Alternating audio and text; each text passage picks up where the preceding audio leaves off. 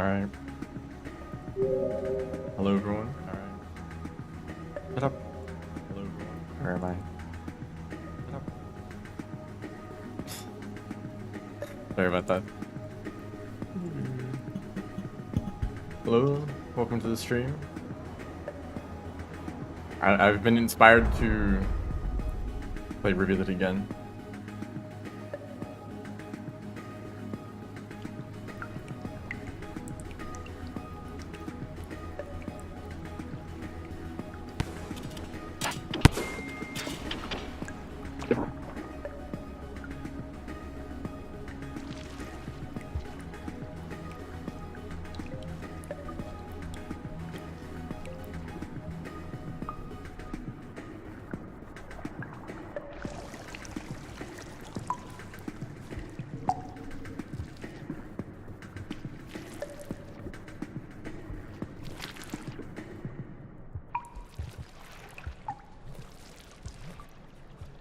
Hello, welcome to the stream.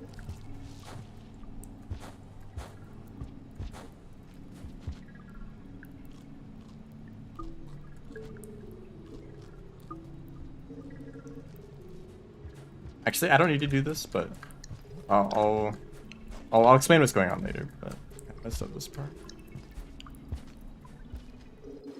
Third time it seems. I mean, this is the beginning of the run. I'm gonna be doing it a lot every time I do a new run. What do you mean by that? Fast Rivulet is ironic. I mean, that's just the truth, yeah?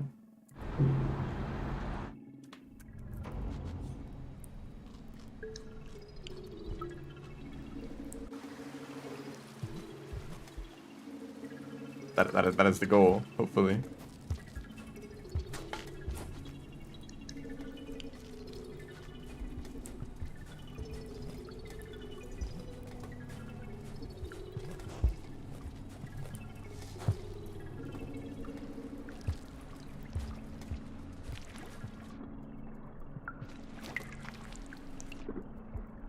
Hello. Welcome to the stream.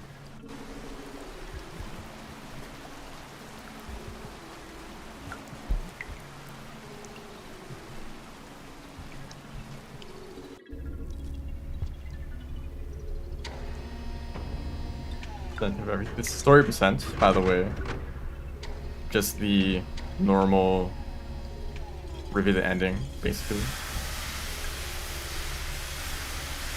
Any of the story percent speedruns might as well just be beat the game. The story is for like the main ending, because technically there's like the other ending that you can get that may be faster. Usually it is faster, but we want to get the actual ending of the game.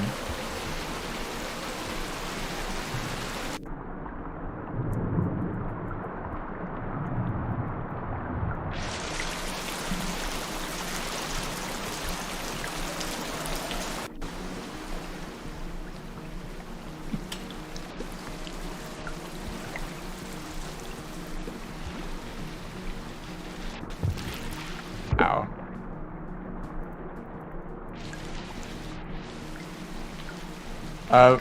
I do go to the Pebbles region. Okay, I can't do this. Well, it's called the Rock for Rivulet. I do go to that region, but I don't actually talk to Pebbles himself. You don't need to talk to him.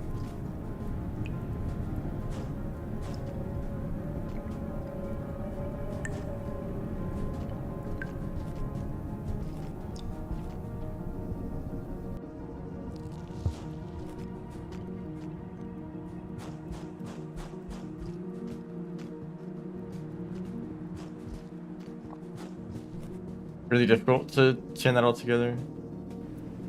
I think I used to be more consistent doing that. Hello, welcome to the stream.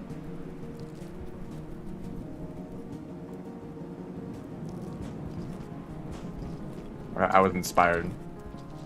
I suppose the slow reveal it, hopefully. Hopefully.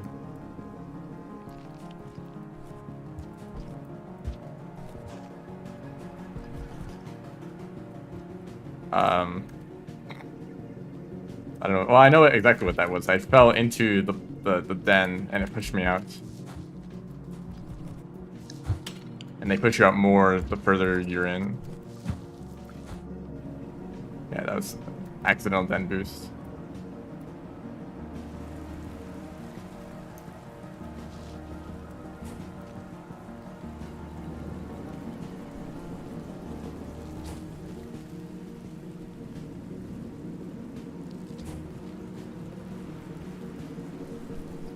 So something that kind of baffles me that I feel like I need to look more into. That I need to look into more. I was watching Ice do some speedruns of the same category, Rivulet Story Percent, and his run was pretty good. It was like a decent speedrun. There were mistakes here and there. He chooses not to do some tech that saves time. His run was like 5 minutes slower than my record, which doesn't sound right. 5 entire minutes? Like, surely, like, like, am I doing the math wrong, or is, like, the timer broken? Something like 5 minutes sound like way too much.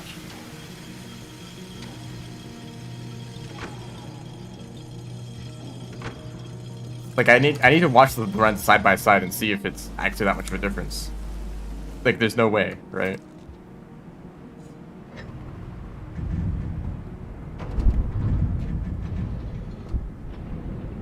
Still stream this. I do in fact still playing Rain World, yes.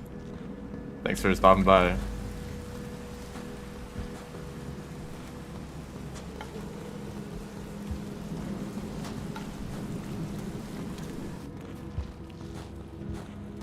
But that's what the timer says, and I think the in-game timer is pretty accurate right now.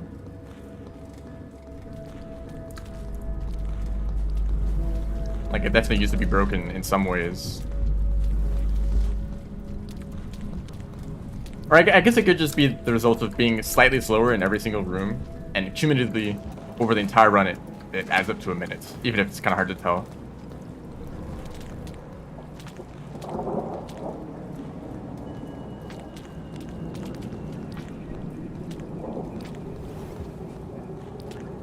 Like, 5 minutes is so much. Oops. Like, for a speedrun like this, that's this fast, 5 minutes is, like, crazy. Like, you might as well, like, take a lunch break. Come back, and that's, like, 5 minutes. Whoops, okay, I legitimately just, like, forgot. Try that again. Okay. But, like, usually you're going to be saving, like, maybe, like, a minute at most. Like, if you make a big improvement to a speedrun, it's like, oh, damn, I saved an entire minute, you know?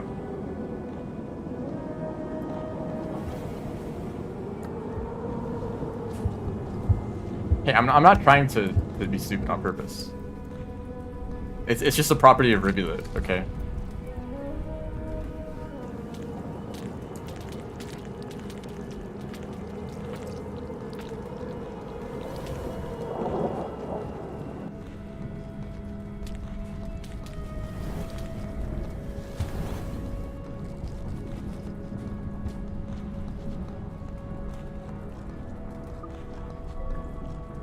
Yeah, definitely at the start, it was like that. When Downpour was released, a lot of the categories were very unoptimized. Like, you wouldn't even be taking the right route. Like, you'd go through an entirely different region. And then we figured out what a better route was, and that might save a few minutes. And then just practicing it and, like, doing skips and stuff, that might save a few more minutes. And then it's like, okay, we've roughly figured out what the best strategy is. It's just about making the small improvements, and then you might save, like, another minute after that. Yeah, imagine going off the wall for Riv. Or, like, talking to Pebbles.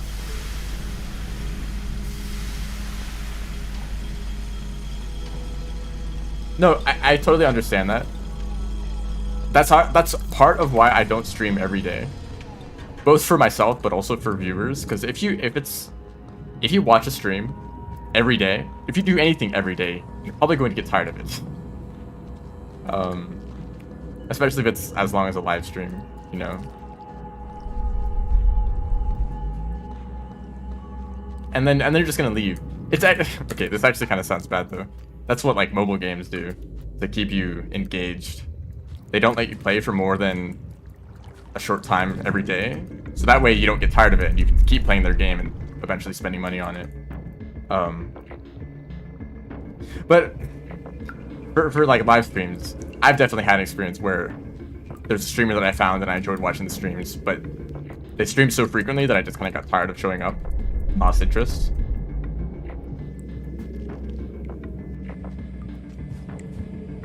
So I think doing less frequent streams, but trying to put a little bit more effort. I mean, I'm not really doing that now. Maybe I used to more. When Downpour came out, I had a lot more ideas for things to do.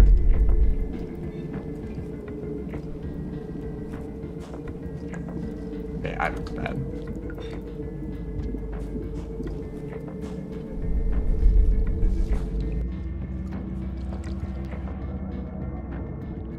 I don't want to be the kind of streamer where I just start a stream and then I'm like, well, I don't know what I'm doing. I'll just do some random, like, play some random game or like watch like YouTube videos or something, just to fill out the time, because like I can't imagine streaming almost every day for like more than like a few hours.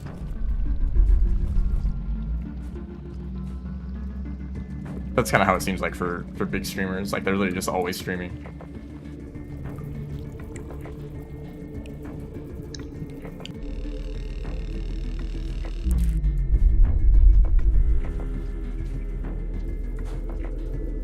But even only playing Rain World 3 times a week, I have gotten tired of the game, especially when focusing on a specific speedrun. Like when I was playing Speedmaster, that I really got tired of the game during that time.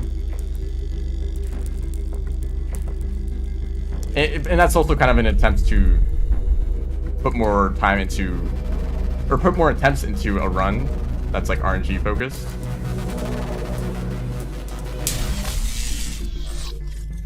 Speedmaster, very RNG category. So I was like, okay, I'll just spend a ton of attempts on this. I'll just like grind it out, you know? And eventually I'll finish a run, and it didn't work, unfortunately. And I got tired of the game and Speedmaster. It was kind of miserable. Not like horribly. It wasn't awful, but it was definitely not as enjoyable as it should have been. But I don't know how else I would have approached Speedmaster, other than just like not doing it at all. I hate when that happens.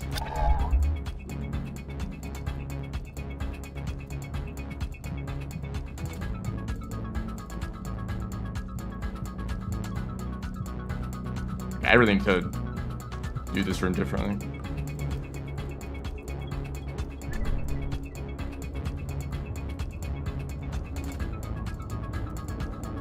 I don't know how I ended up in that pipe. Sorry, I'm trying to read chat at the same time as play the game. It's not working very well. You guys are talking too much. How dare you engage with the stream?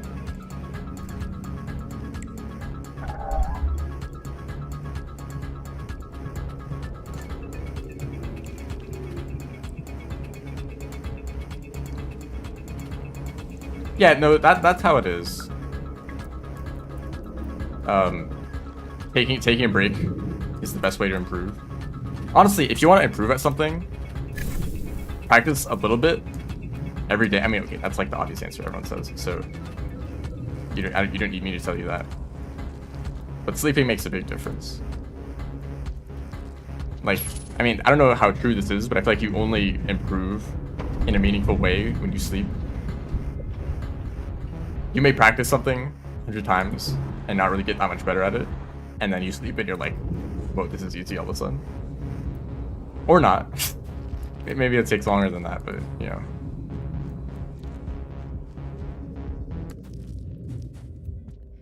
Oh, that was clean. That was super clean.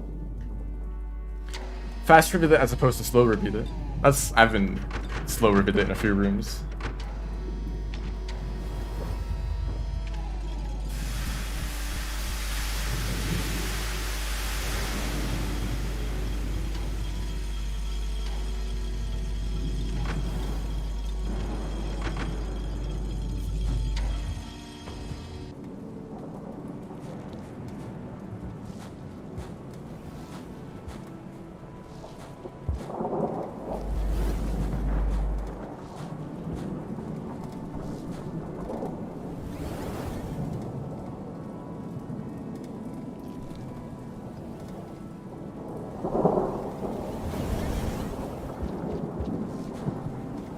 funny, or no, I disabled creatures.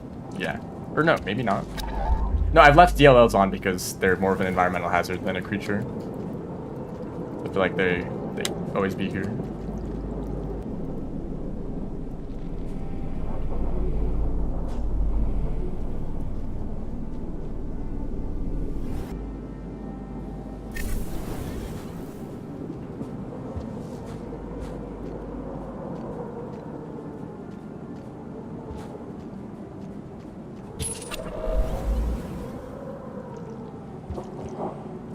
That's a wonderful spot to be in.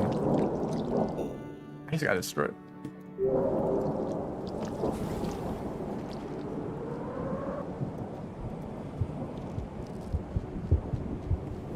I don't know how I would have dealt with that DLO normally.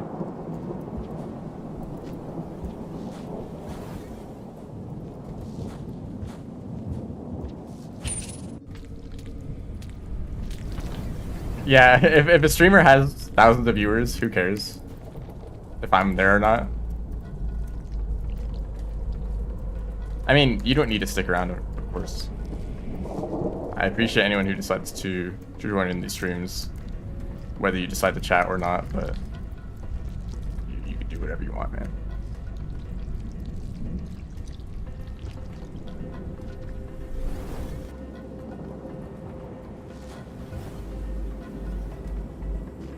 That was really close. Attendance. Keep a list of viewers. Like, oh, this person didn't show up today. I wonder where they are.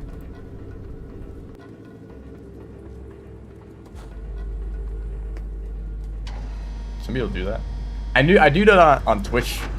There's more lurkers, or at least that's how it feels. Maybe I'm not paying attention on YouTube as much, but I feel like there's yeah, I'll call your parents. Shrub didn't show up to the stream today.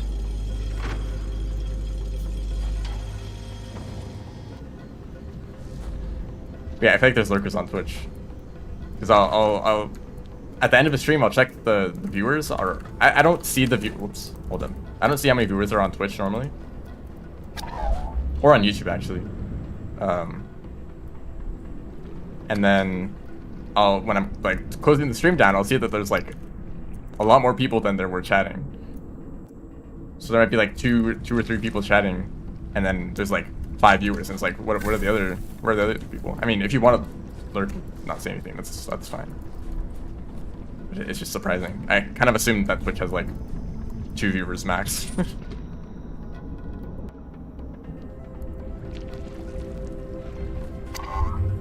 Yeah, you guys better call in when you're sick.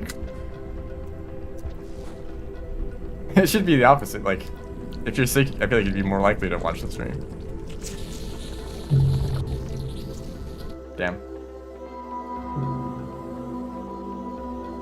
I mean, if like, it depends on like how sick you are. Like, you might not feel good enough for that even.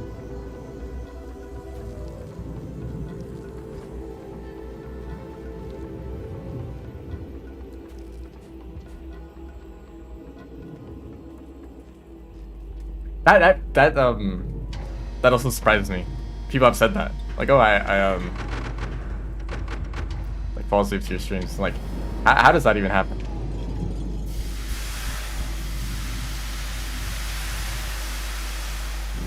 I can't. Okay, I basically always struggle to fall asleep in every situation.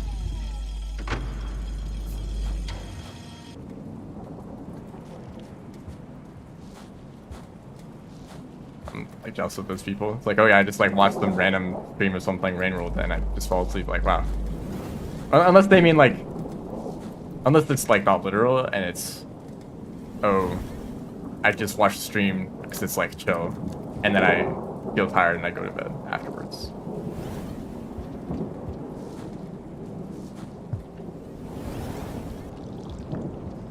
I feel like that'd make a lot more sense. People don't say it like that.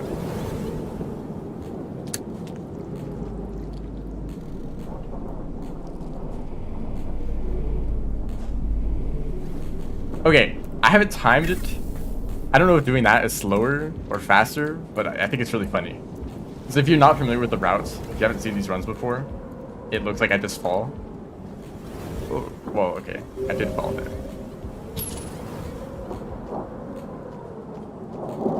Is the music too quiet? Maybe it is just for me.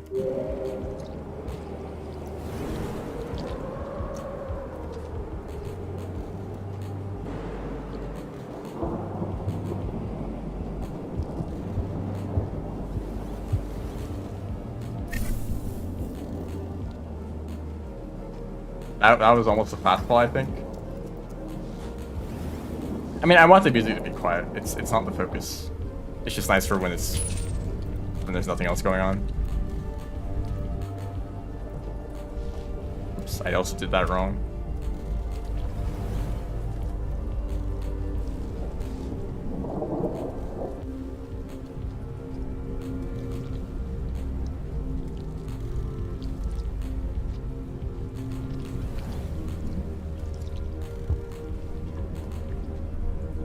Yeah, okay. Nope, not that one. There we go. I feel like I have like infinite energy. Like I feel the most awake in like the middle of the night.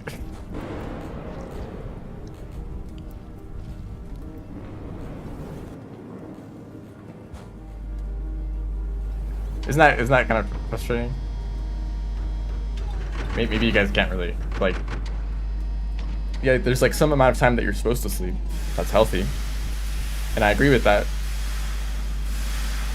That's called insomnia. Okay. Well.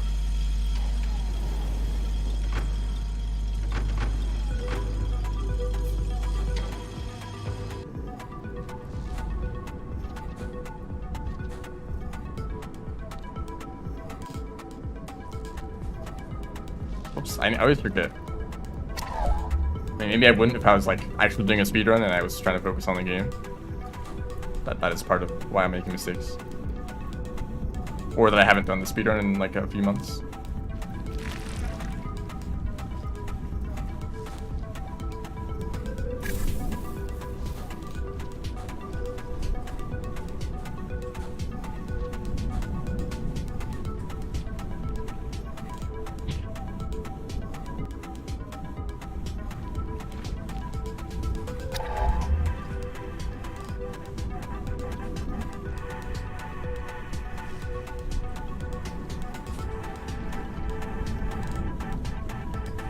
Yo, it actually worked. I thought I was gonna die there.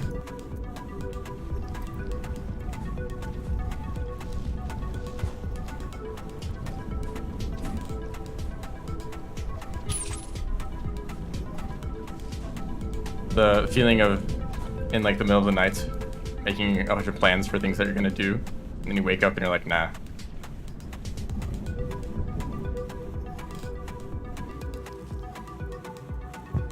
Ow.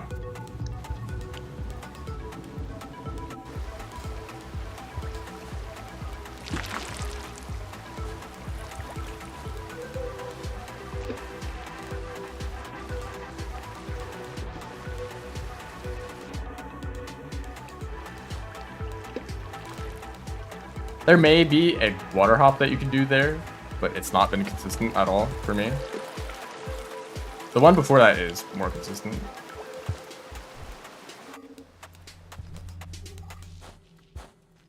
Oops.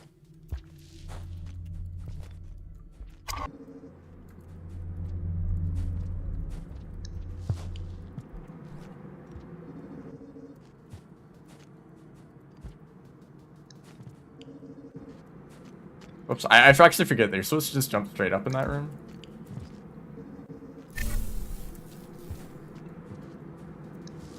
Okay, I'm kind of concerned when people say that they're going to fix their sleep schedule by not sleeping. Apparently that's the thing that people do. It seems like that can't be healthy. Like, I don't think I'd ever recommend not sleeping for like longer than normal.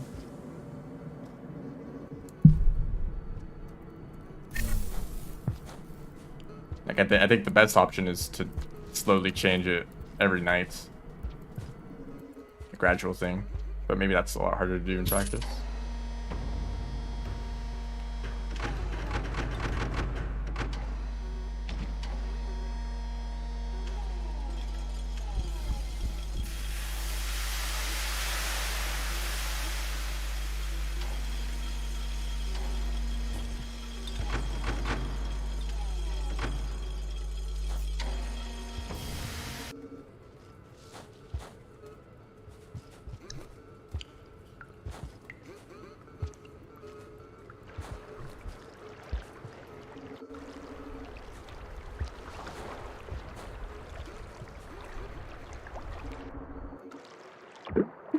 I love going backwards.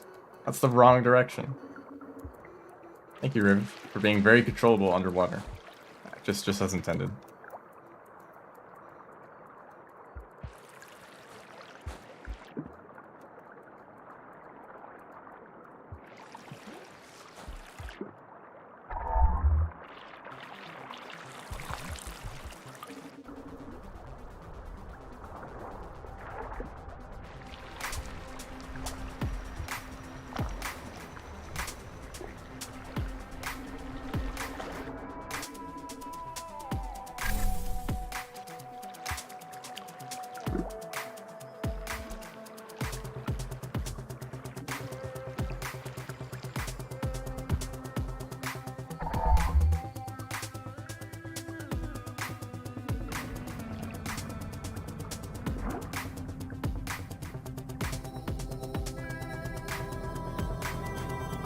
I think that the song doesn't really match up with the feel of this place.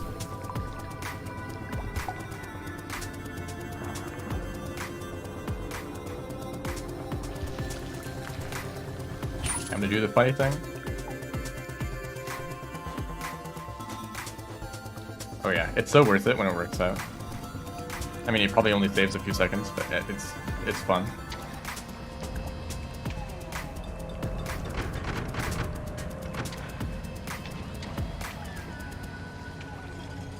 This is a story percent.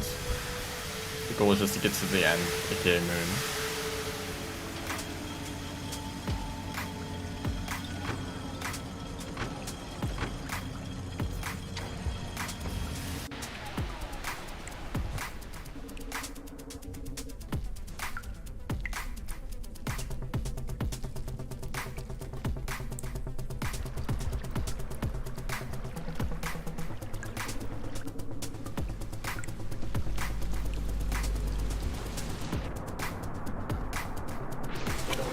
Do I activate the cell here? I actually kind of forget what my cycles are. I do know that you don't go in that direction, because that's a monk story.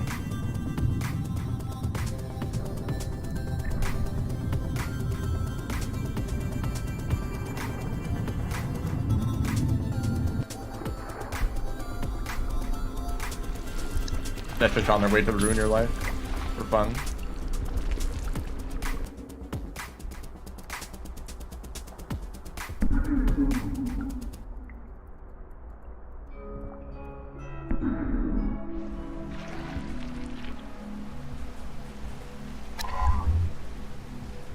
Wait, I did that wrong.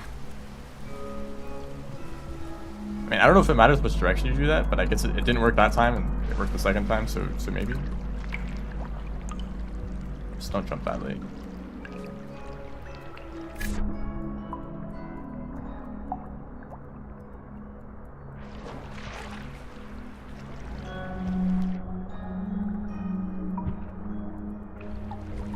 Yeah, that's like the best I've ever done that jump out of the water. It's really difficult for no reason.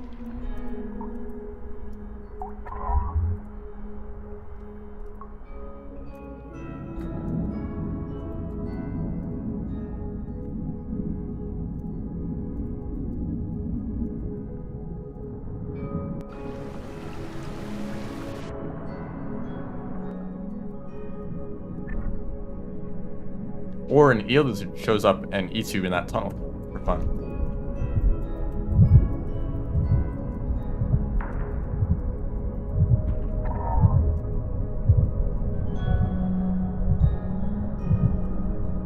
maybe the other creatures are they're just playing a game too.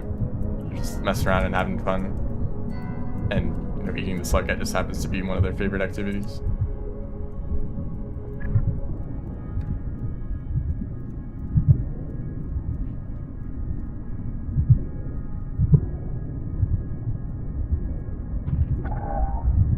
Like speedrunning really complicated games. Well, in terms of speedrunning this game, it's actually pretty simple. Basically just move from one point to another. And creatures get in your way sometimes. I guess the movement system is kind of complicated, but it's very intuitive. Once you get used to it, with enough practice, you know, you just kind of do what feels natural and it works out.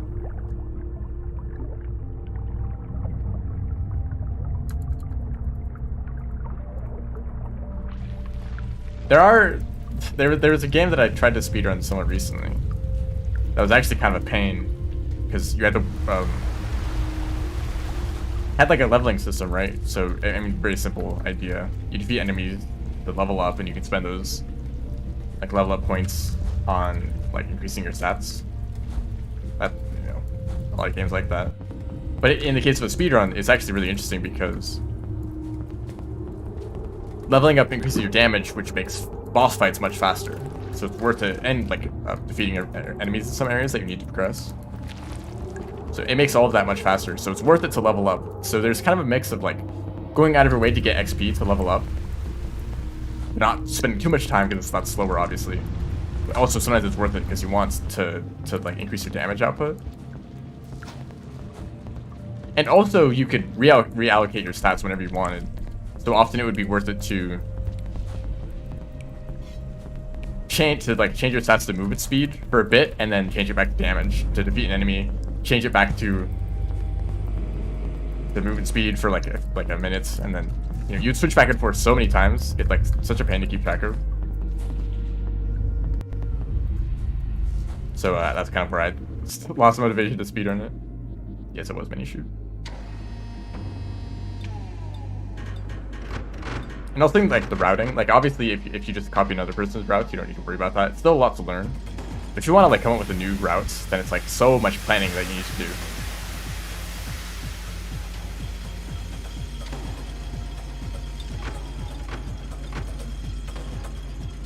Like, is it worth it to go out of your way to get this bit of XP? Well, let's test like both routes. One where you get the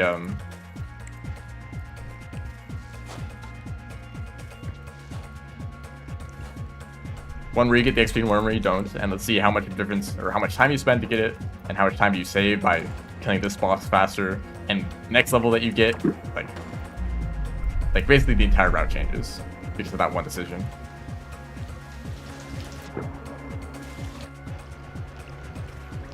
Okay, look at this. This run had a death in it. Yes, and it's faster than 33 minutes.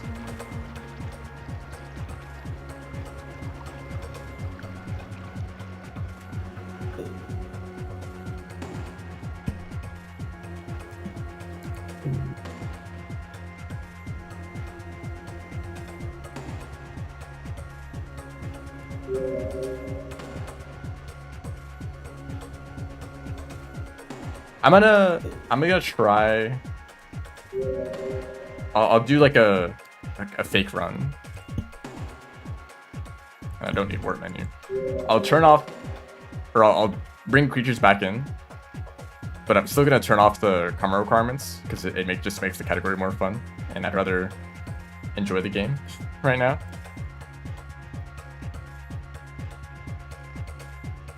If I do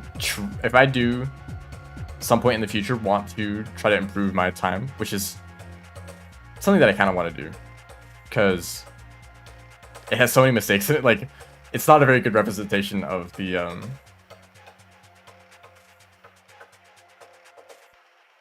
sorry, I just got completely distracted. What was I saying?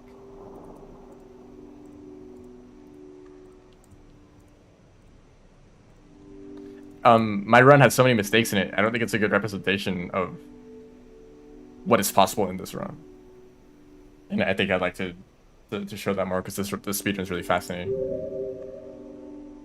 But I think that if I wanted to try to do that, then I would do a lot of practice runs where I have no karma requirements, because my least favorite part of the run by far is drainage system at the very beginning. Because you spend like 3 minutes karma caching, and then you die to a scavenger, and you just spend like 3 minutes getting back to that point, only to like get slowed down by a snail and dropping your fruit and having to reset then, and it's like such a pain. It takes so long to reset runs, and then once you actually get going into Chimney and like getting past that, then it usually goes pretty smoothly. But just like a lot of deaths and time losses and annoying things in like the first like 3 minutes, and then just like karma caching, it's just like monotonous, you know.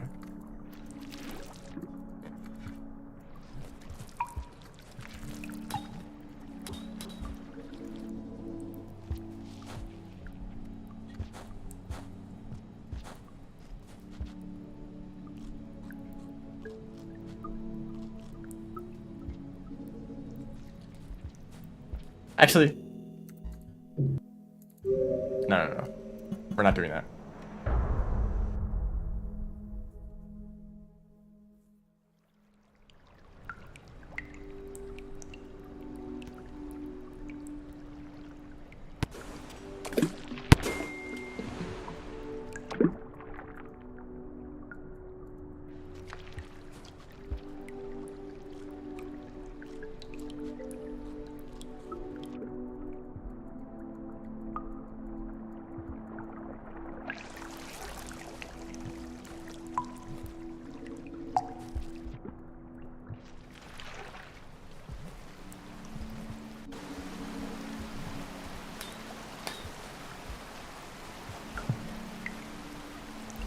I really like going for more wall paths there. I feel like they kind of tend to mess you up more than they help.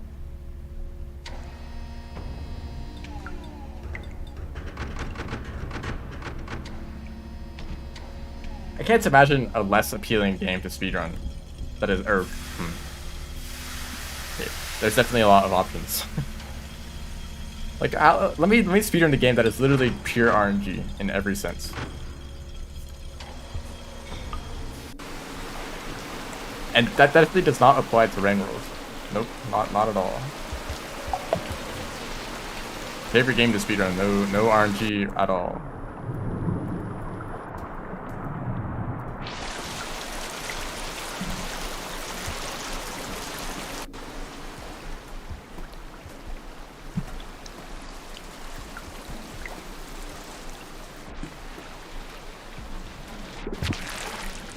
I think I don't know how to plink. I think I've just been... Oops, that was also another plink. After I was already in the water. That's interesting.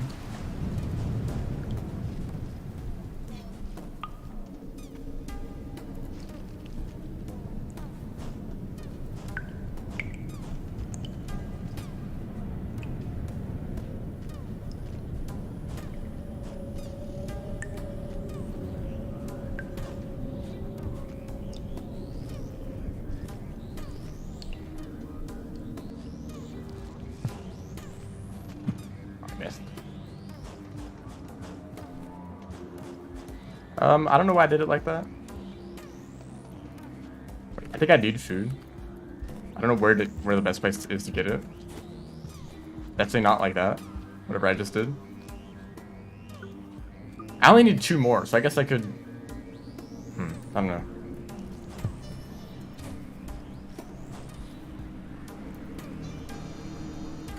I mean, yeah, for a speedrun, I mean, there's kind of a point where there's so much RNG. It doesn't really matter, it all averages out.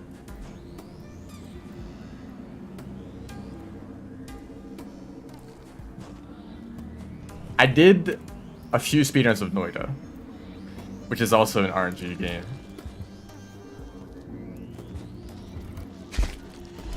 In fact, there's the potion that you start with is random. So if you don't start with an Acceleradium potion, you just reset. It's by far the best thing to start with. It's like triple, or maybe it's just double, I don't know. It feels like triple move speed of how much of a difference it makes. Thank you, dude. And so if you just don't start a speedrun with Acceleradium, then not even like a real run.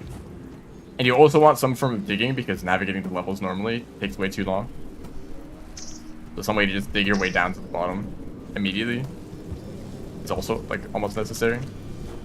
And that's what I got in like a single run. Like, well, I'm not gonna beat that anytime soon. It's like 7 minutes.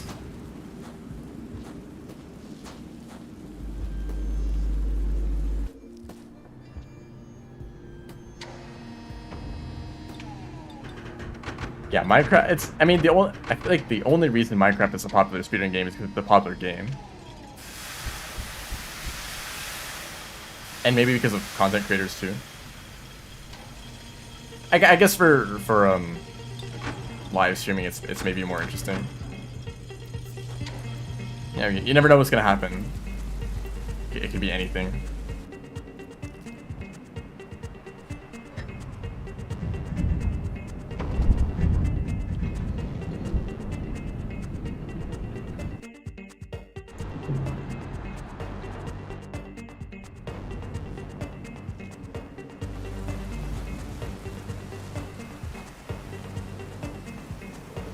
It's very satisfying to get that, where you like don't even touch the wall at all.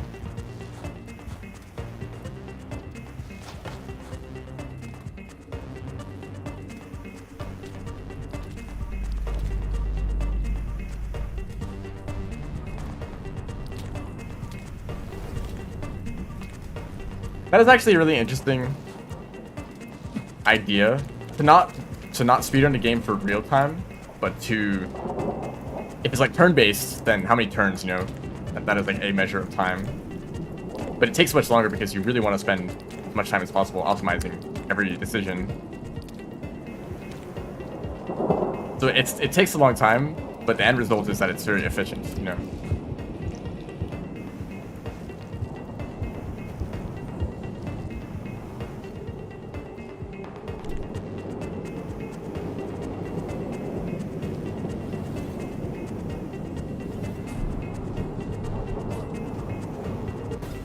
Chess speedrun? We already know the answer to that, yeah.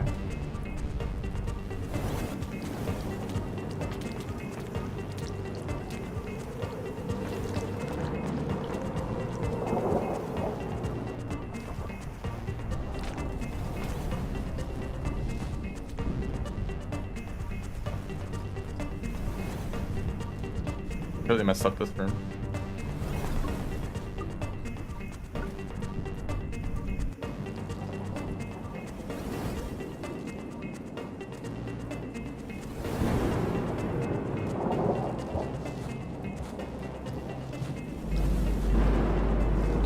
And I'm still thinking about Cogmind. It's like looking at me in the Steam library. It's like when are you gonna show up?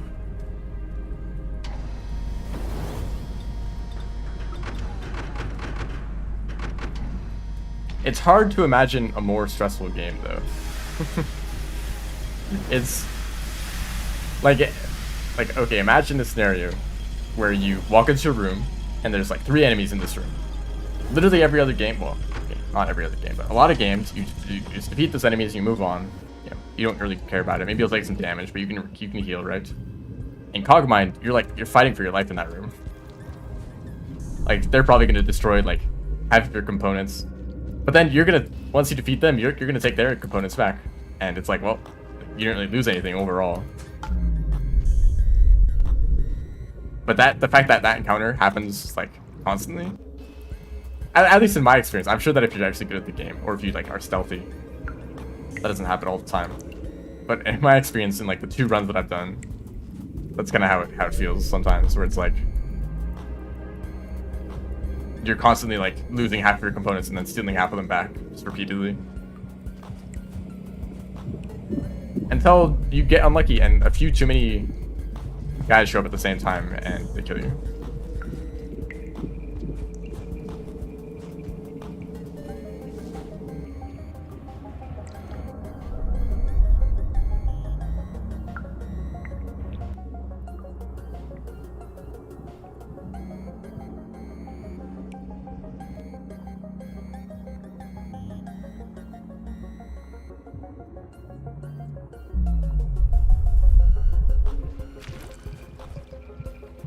Someday I need to come back and focus on that game for a bit.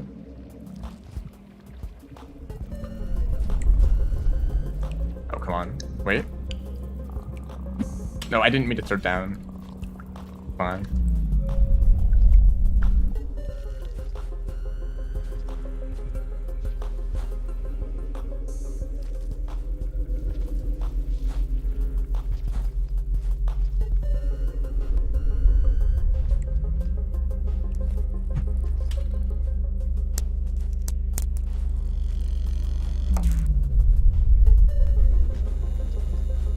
Okay, be a good cycle, please.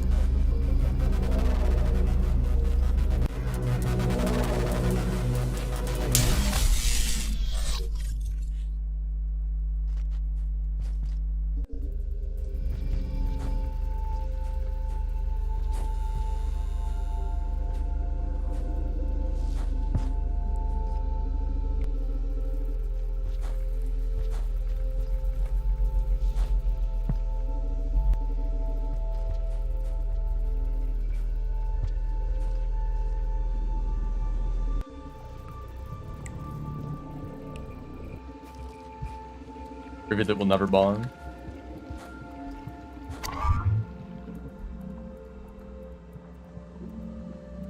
I should be activating the cell a little bit earlier, but I really don't want to accidentally drop it.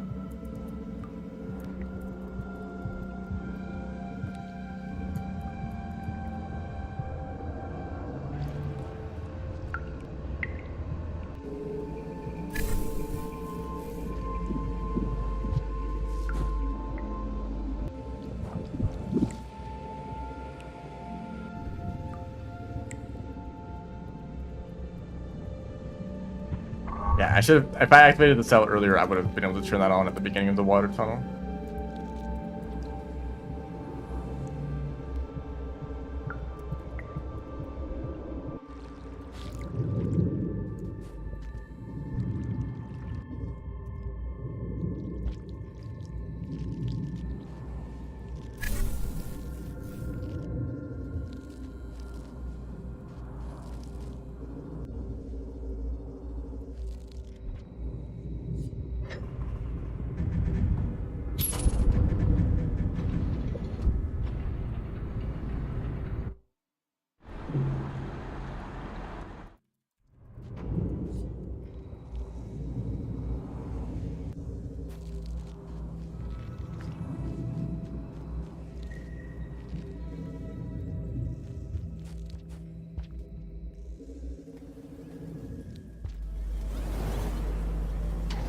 I think this is actually the correct music for that area.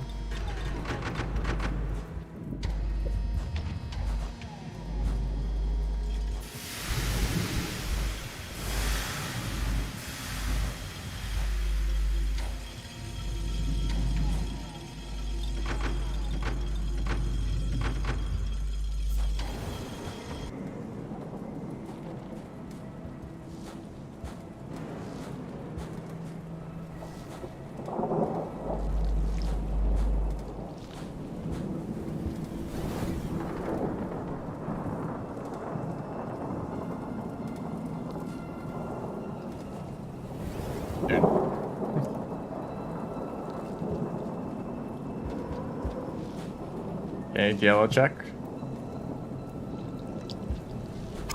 Thank you.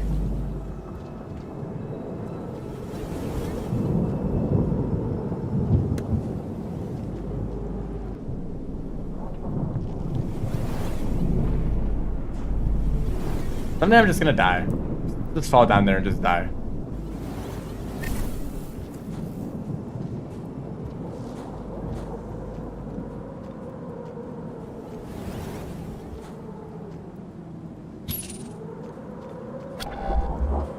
Yellow's up there, that's good.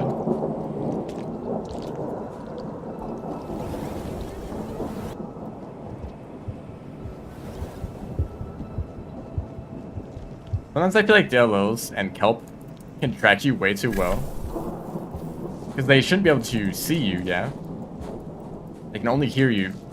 But then how can they track you so perfectly with their tentacles when you're moving through the air and maybe not making any noise at all? and like they're like super close to grabbing you the entire time. Like, how do they know exactly where you are? I don't understand.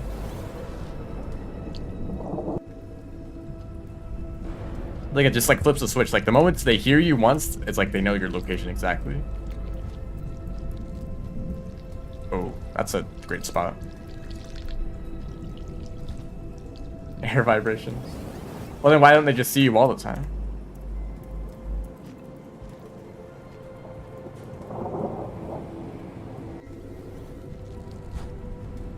Like, sometimes you can be moving, like climbing around from pole to pole, and they don't see you at all. Is it having the cell active? Does that make a noise?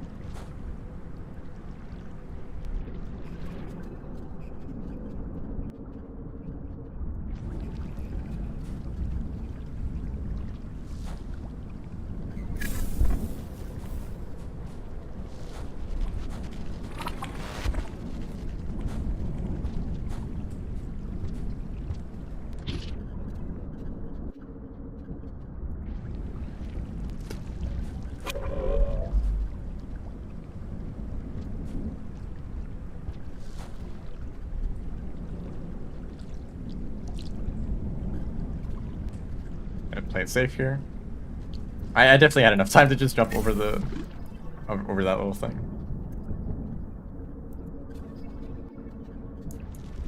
That's a great spot to be in.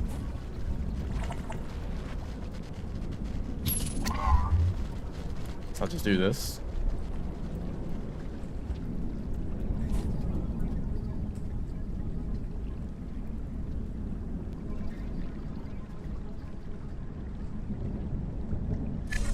Not sure what to do, if that's like the best option, if the orange lizards are in the way. It is a option, and it works, so.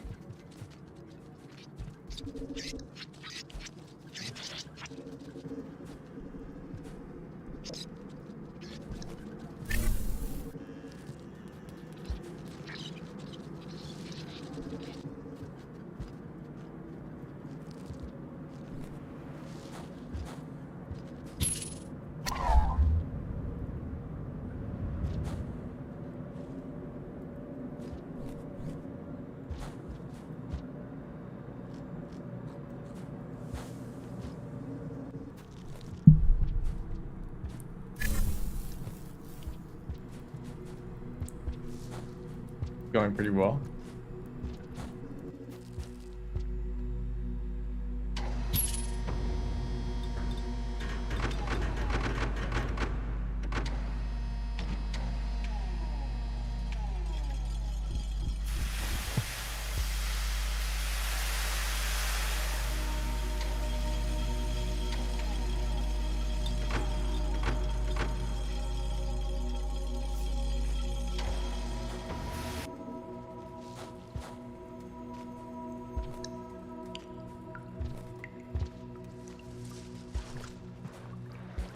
I love that camera placement.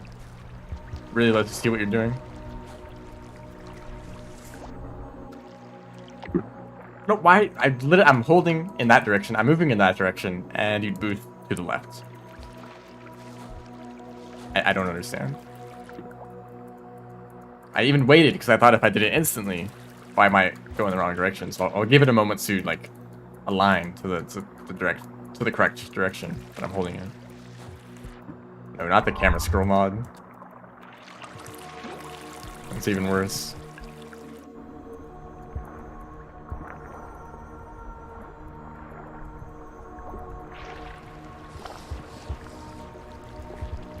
Like, no, I still need to bully them even though they've jumped out of the water.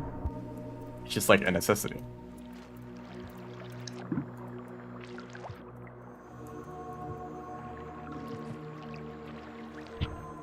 Be new players into the kelp as a sacrifice.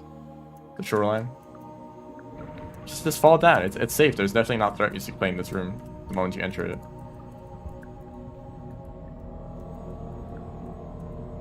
Why am I getting stuck on everything? Also, don't mind the centipede. They're just lonely. I mean, they have plenty of jetfish, but no one likes the jetfish. Who would want to hang out with them, right?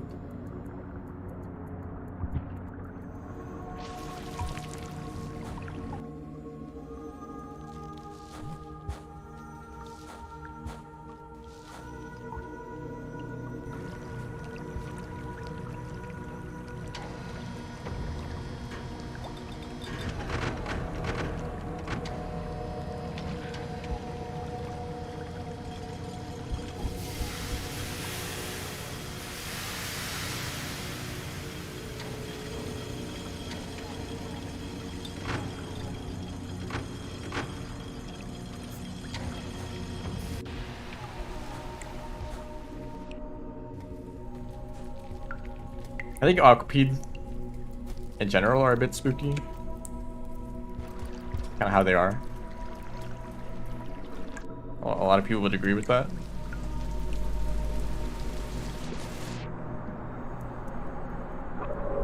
I think, yeah, I do activate the cell there.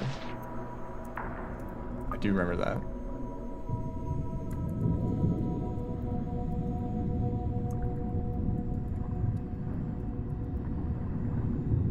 This guy, oh, these guys might be a pain.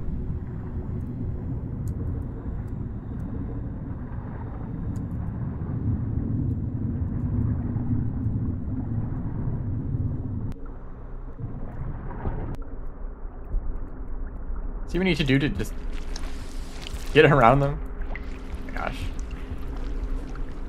Thank you guys. And then the cycle with the jellyfish is all messed up. Oh shoot.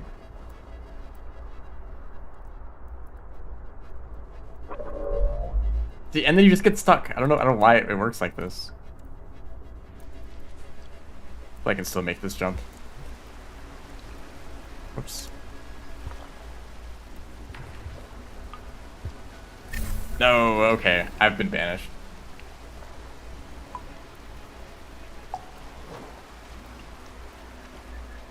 That jellyfish is... It's really inconsistent and weird the way it works. It, like, if a tentacle grabs you, it pushes you to the right for some reason.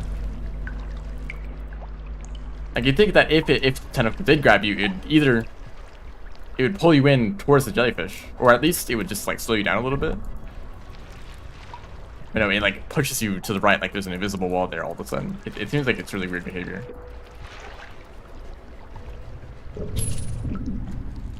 And it's like elastic. Like the more you try to push against the wall, the further you get pushed back.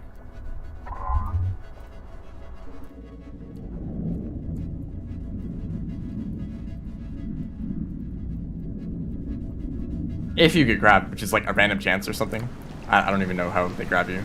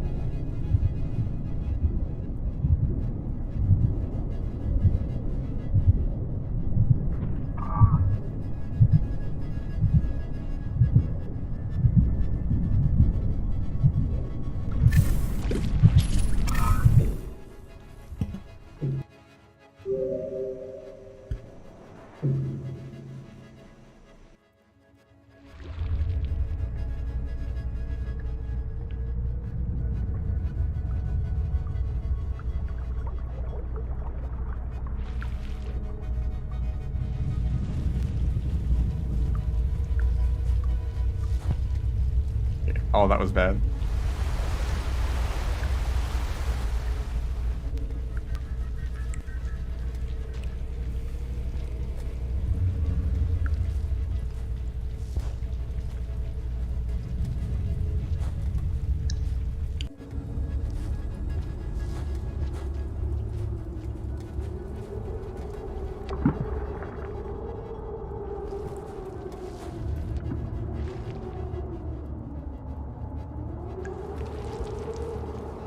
It was the random buffs mod that added one of the buffs was like faster underwater mobility, and it was like way better than Rivulet. Maybe not faster in ideal conditions, but it was like way easier to control. Like I feel like that's how Rivulet should have worked, instead of whatever they are. However they work now.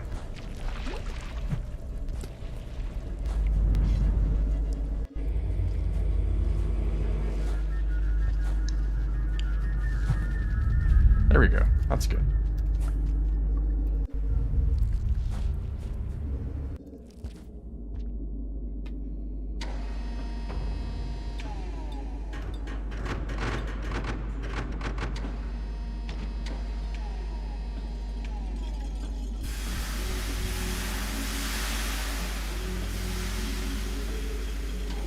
Yeah, vanilla underwater movement is good. For Rivulet, they should have just taken that and sped it up a little bit.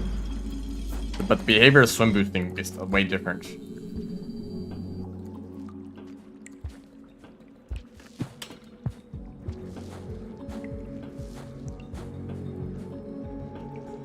It's like very sudden, like instantaneous movement in whatever direction Rivulet is facing. Which is probably not the direction that you're trying to move in.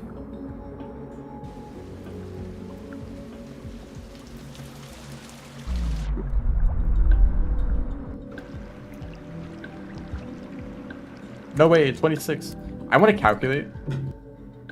Well, let's do a little bit of math. As in, let me do a bunch of math. In this run,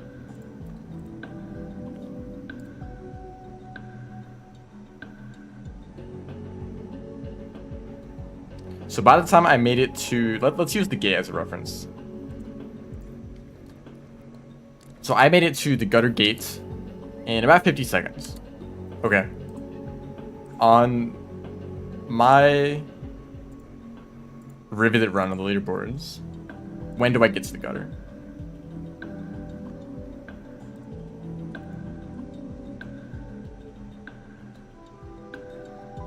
Oh, does this use the correct? Oh, I don't know. I don't know if this uses the correct timer.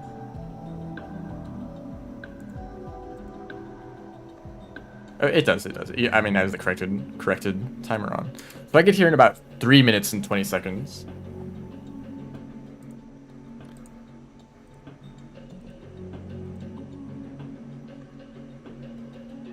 Which means, shoot.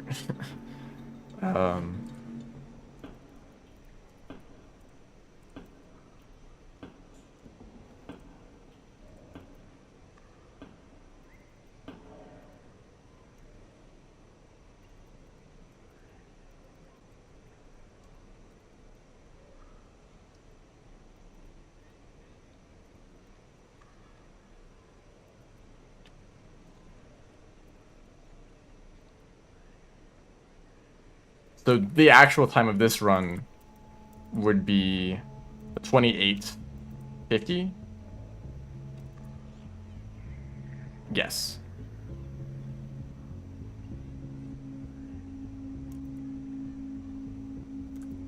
Okay, so for these runs where I'm skipping the karma caching,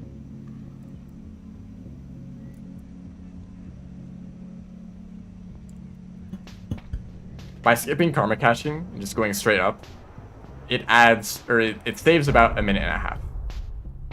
That's what all that math is for. So whatever time I get at the end, add that to it, and that's what the realistic time would be.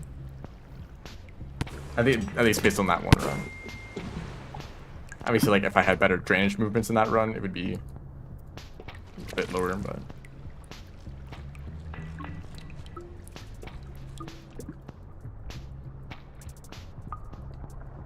I'm also gonna grab some fruit. I don't know where the best place to do this is. Actually, I have no idea. Let's figure out a strategy. Maybe if I do this. Hey, that works out. Always wall pounce. It always works out. Definitely. 100% of the time, it will not mess up your movement in the depth.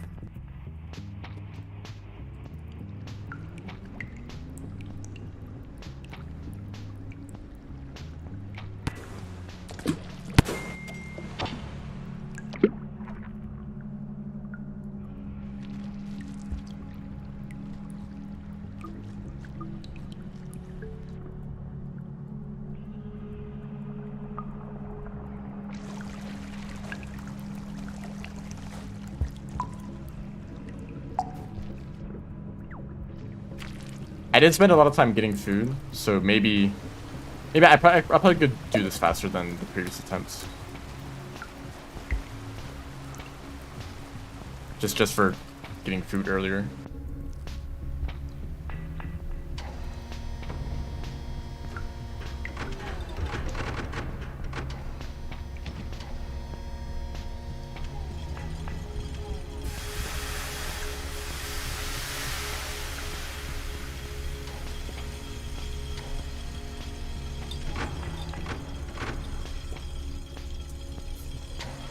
I think that's actually noticeable.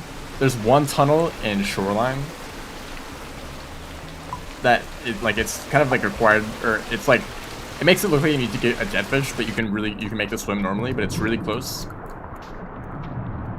Like on your way to the subterranean, right? There's one room that you need to swim through, and you'll just like barely be drowning by the time you make it.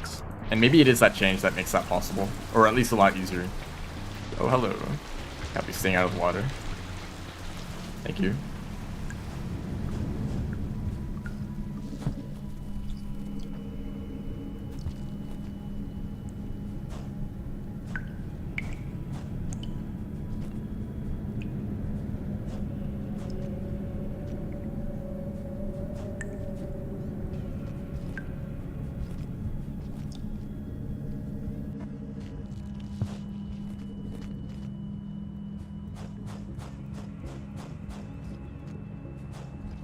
And it's actually like really annoying to lose control when you're drowning, even if you're like super close to making it back to air.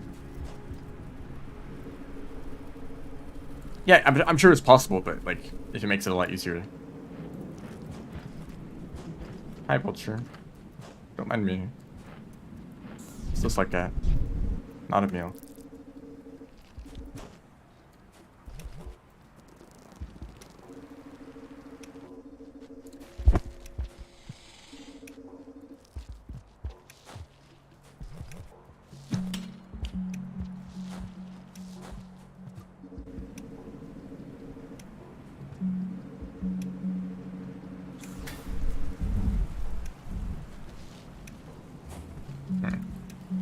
Some creatures in this room.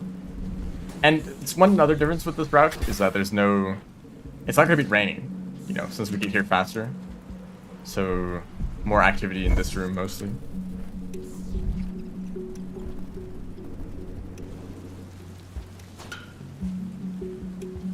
Oh, that was actually a good pole hop. That was not a good E-slide.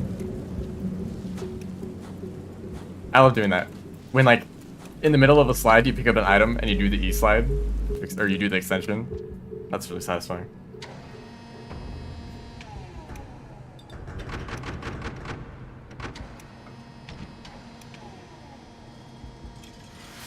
That's like gourmand tech.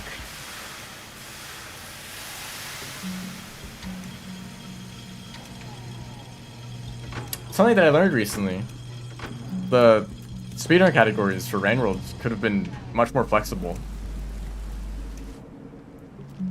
Basically, whatever speedrunners decided they wanted the speedrun to be, that's what it could have been. So for gourmands, so right now, gourmand story percent is go to Pebbles to unlock Outer Expanse, and then go to Outer Expanse, and that's where you get the ending, right? So that's like that's what makes sense, I think, for the story percent run. But we could have just decided, hey, we don't need to go to Outer Expanse. Let's just say the gate is already open, because there's an option to do that. You could set the game to work like that, and some other speedruns that go to Outer Expanse have that. Although I think it makes sense in the lore, because like, Gorman would have opened the gate.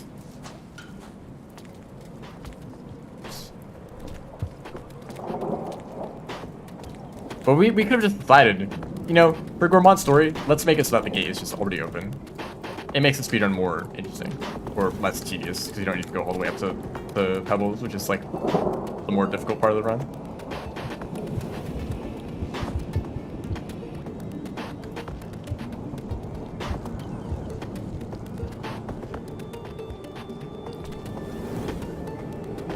We could have just decided that. And same for like Spearmaster, we probably could have decided that it's allowed to have the pearls. Or to carry the pearl with you on passage. If the like you Spearmaster speedrunners were like, yeah, that should be allowed. We could have just had it like that. I actually don't really think it would make a huge difference. And I think that actually the speedrun would be slower if we allowed key items on passage. Because think about what that adds. You're not actually bringing the pearl with you, you're leaving it behind in some shelter. And you later in the run need to get 2 passages, one to passage to the pearl, to pick it up, and then another passage to go back to like closer to Sky Islands, right? So that's a lot of time that you spend getting passages and then passaging back and forth to like carry the pearl around.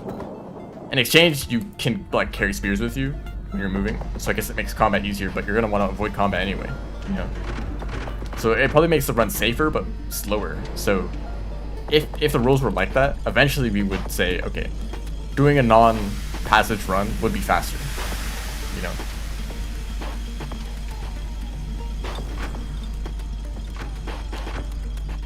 Although if there's an opportunity to passage back to Sky Islands without having to like go through Underhand again, maybe that probably would save time. I'm not sure. Depends on how the routing would work out. Hello, welcome to the stream.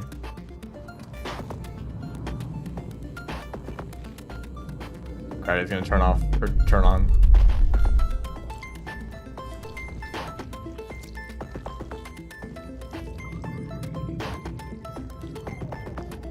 This is a story percent, but this is not a real run. I've turned off karma requirements because it makes the game more fun.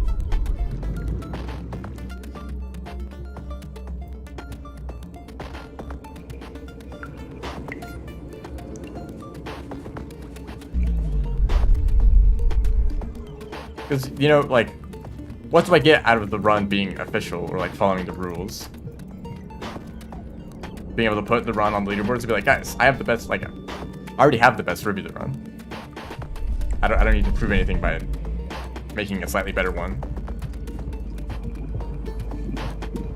Eventually, I think that would be the goal, to upload a better Rivulet run. I think that'd be neat. But for the sake of actually enjoying the speedrun, you know, this is, I think, my preferred way to do it. So okay, this is like the 3rd time someone has mentioned the existence of slow Rivulet, which is all of you guys. You're all the slow Rivulets. I'm the only fast one.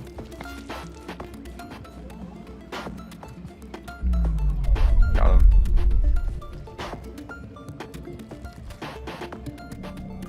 him. Best end run. I don't know what that is. Sorry.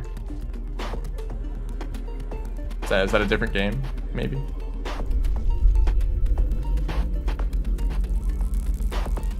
I wish you could eat neurons while you're floating like this. Wouldn't that be so inconvenient? You could just float forward and just eat a little snack.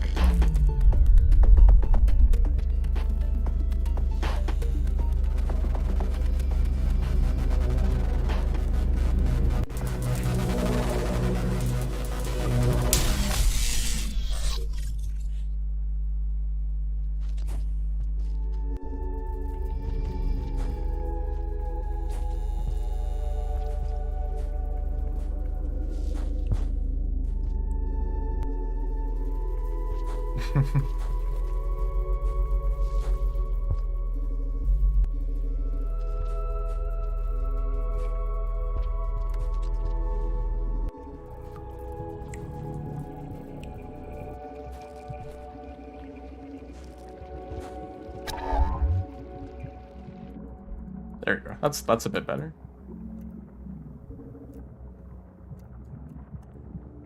That's also better. I'm learning.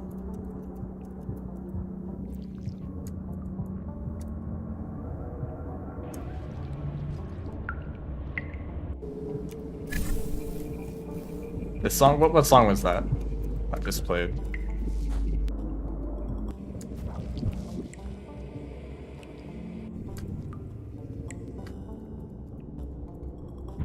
Not Rain. I feel like the name of the song bothers me more every time I think about it. Like, it's just called Rain, really, in Rain World. You can't be any more creative.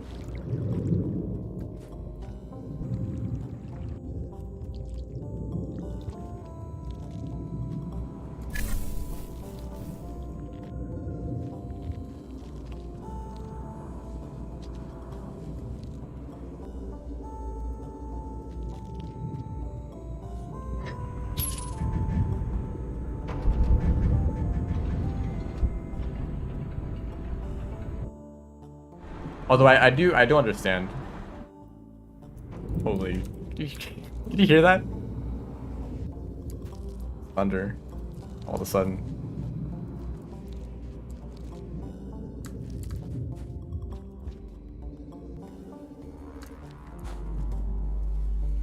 I already spent all the creativity on the inf campaign. No, they did not.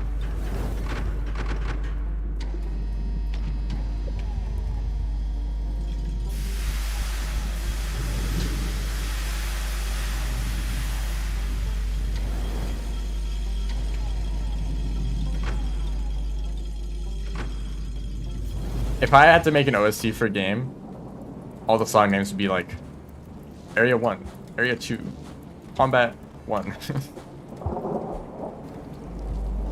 or like whatever the name of the area is in the game.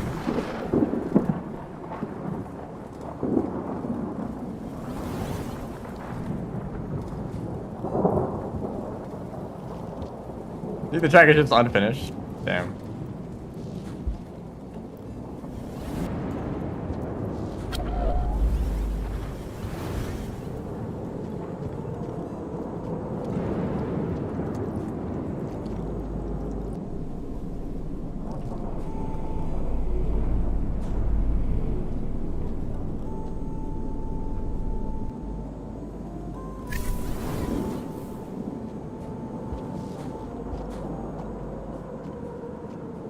Very OST mindset. It makes it way easier to search for the songs. Like, oh, what is the song? Oh yeah, the jungle theme. Or the underground theme. Yep. Boss 1, boss. It literally is just that.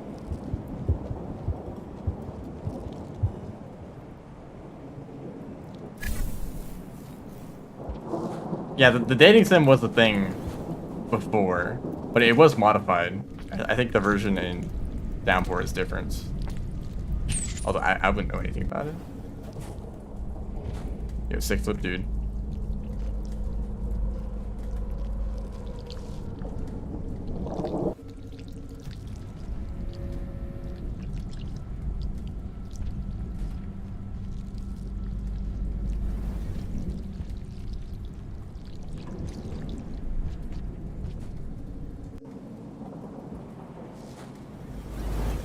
So, this is something that I really should not worry about at all.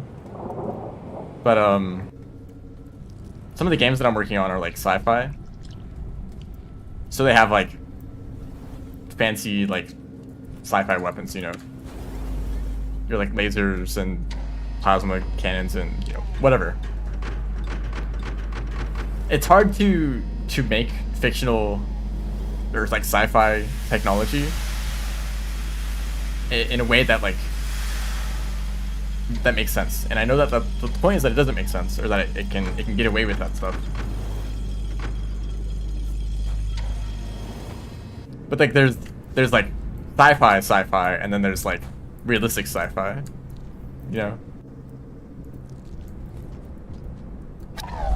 I'm thinking like, oh well, this isn't quite realistic, but you know, it just feels right for like the kind of weapon that this is in the game, you know.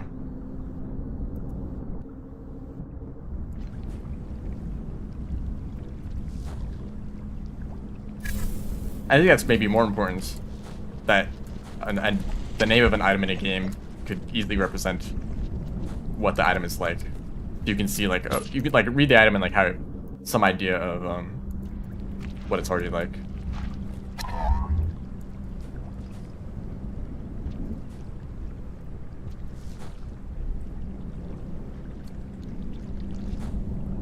I'm really proud of some of the ideas that I've come up with, though. Like sci-fi technology. You just have to be in this spot again. I can't get around here. Oh shoot. They can climb.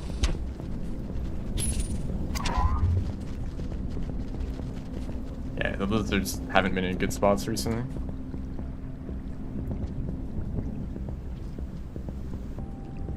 Yeah, for sci-fi, you can either just kind of make everything up, or like just go with like other like conventions in the genre. Like, oh yeah, I've heard of like plasma weapons before, or any laser weapon that has like a projectile that you can see. You know.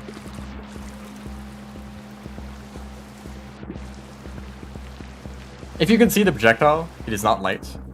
Well, if you can see it moving, obviously, like you can like see lasers, but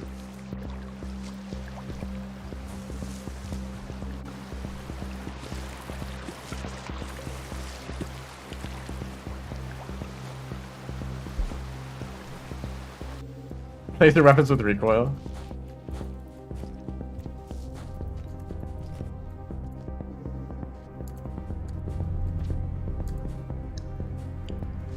But there are. Oh, I should quit the cell. I've like totally forgot that I'm speedrunning.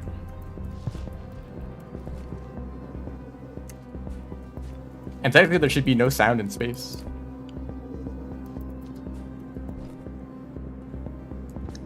I actually really love the effects though. If like I'm imagining a scene or like a sequence in my game where you're like inside like a space station or something. And like the airlock opens and it just becomes silent because you've just entered space. And there would be sound effects because, you know, it'd be like, whoops, that is the wrong direction. There would still be sound effects and like music and stuff because it's a video game, and I think the explanation would be that it's like artificial sounds for the sake of like just make things easier to understand, you know, just for the same reason that that would be there in the game. But like, I love the idea of like entering space and then just silence.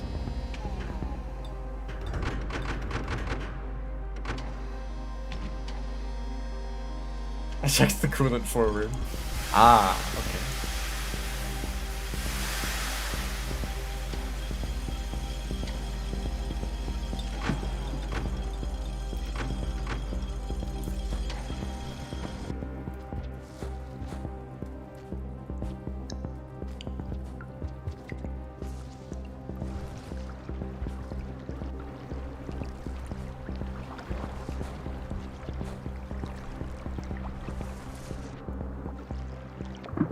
Okay, I'm figuring this out. What is up with this room?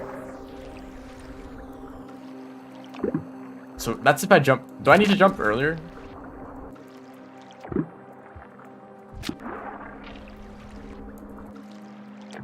Nope. Is this just random, or is it like a very specific timing?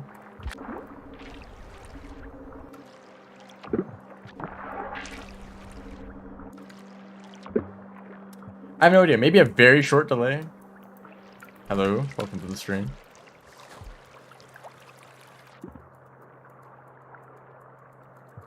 Lethal Company. Okay, if you haven't seen the new Lethal Company updates, there was a, yeah, here there will be some spoilers. But when you open the game, there's this cutscene that plays, and it's like you're like floating out in space.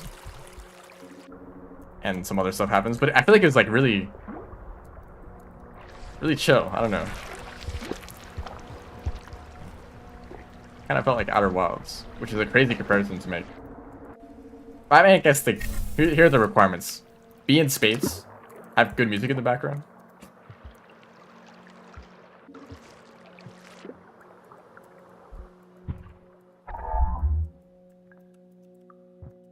No, that's exactly the... Okay, thank you for saying that, because that is exactly my explanation. Artificial sounds that make it easier to... Yeah, better situational awareness.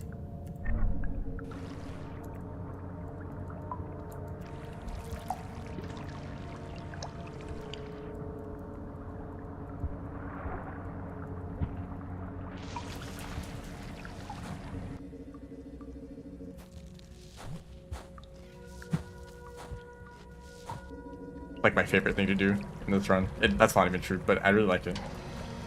Got Outer Wilds a week ago. We'll maybe continue with that.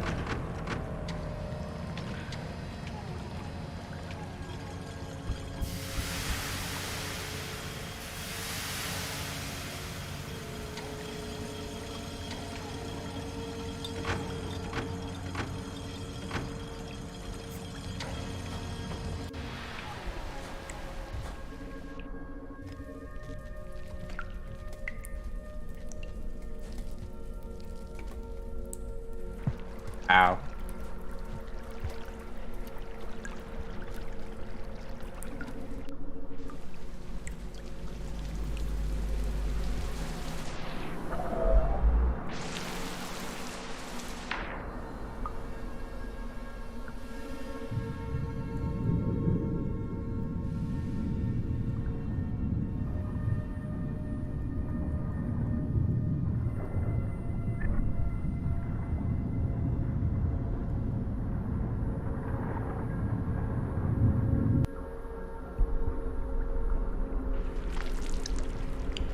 It's hard to find people who don't like Outer Wilds, or if they don't like it, it's because of... They're not saying like the game is bad, they're just saying that it's not for them. Oh shoot. Oh shoot. I escaped from the tentacle and then I just got grabbed by another one.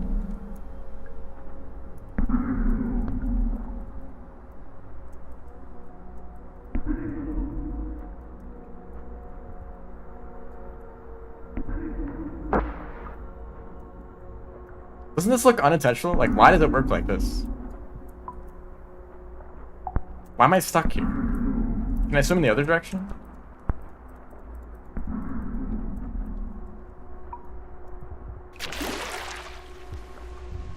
I really don't. It's like technically faster to go above the jellyfish, but the fact that that can happen really makes me not want to do it.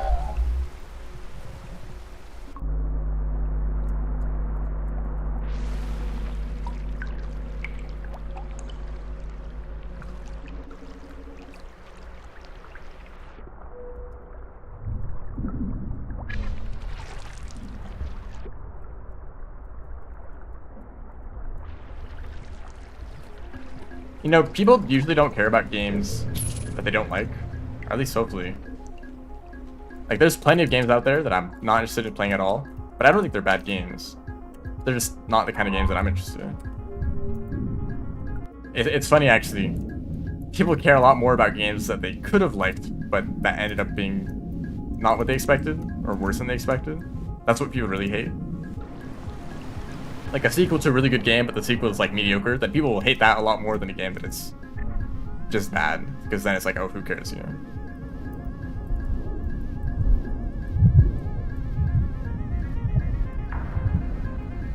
Or a game in some completely different genre that they don't ever touch. Or a game that just like has a lower budget. Like if it's like a solo developer just making a game for fun. Like, you can't really say the game is bad. Like, yeah, like the art is like kind of like messy and like kind of like there's not much content and maybe it's a bit repetitive. But it's like, you know, you can't really say that it's a bad game because it's just like one developer just like having fun, you know.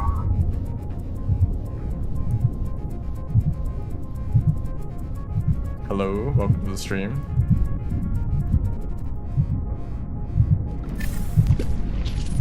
Yeah, Outer Wilds is a space archaeology game with a lot of really creative ideas. You're in the solar system and you just explore, and there's like a lot of questions that you'll have that you'll find the answers to eventually. And it's maybe how do I describe it? I have not played Outer Wilds, and despite that, it is still one of my favorite games ever. That is my opinion on the game.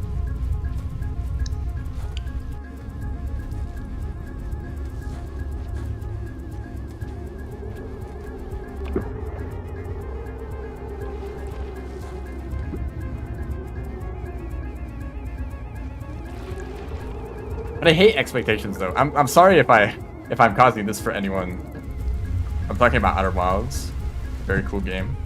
Because I will feel the same thing where someone is like, you should go check this thing out, it is amazing. And it's like, well, now I have expectations about that thing, and I'm going to be disappointed the moment, like, it's not perfect.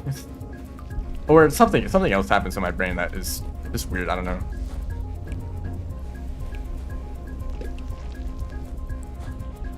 It's like, the moment that someone says something about something, I think the opposite immediately.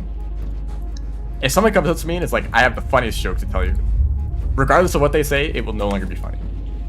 Just because they set me up to think that it's going to be good, you know.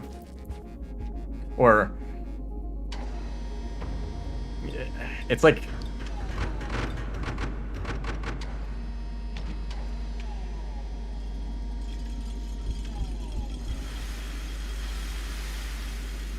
usually tell them about the issues with the game too.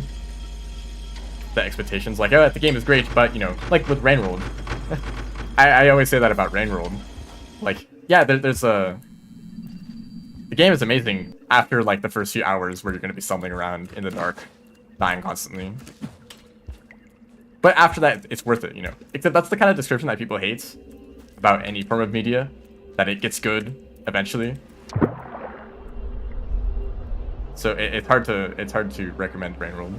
And I just don't recommend the game, really. I'm like, hey, the game exists and it's fascinating, but, you know, I'm not gonna, like, test you about it.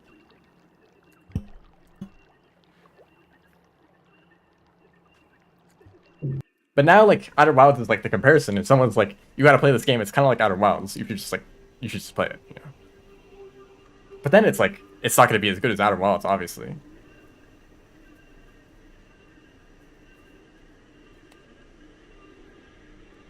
What was that game? Animal Well. That was kind of like that.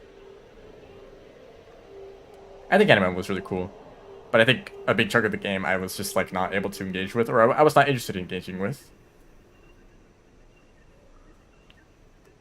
Because, like, a lot of the game was, like, puzzles. And puzzles in the sense of, like, regular, like, puzzle gameplay. And also puzzles in the sense of, like, kind of complicated, like, you know, there'd be, like, hints scattered around the world that would, like, require you to do a very specific set of actions to like, solve the puzzle. It's like, this is, like, too much effort.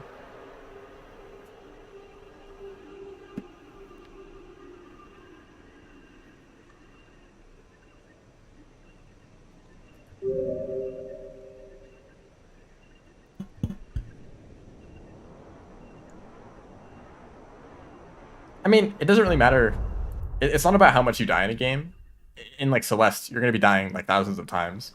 But you respawn so quickly and you lose so little progress that it doesn't really matter, you know? Whereas in Rain World, if you die, then, like, you go through the whole death animation and you wake up back in the shelter after, like, and you lose, like, several minutes of progress, you know?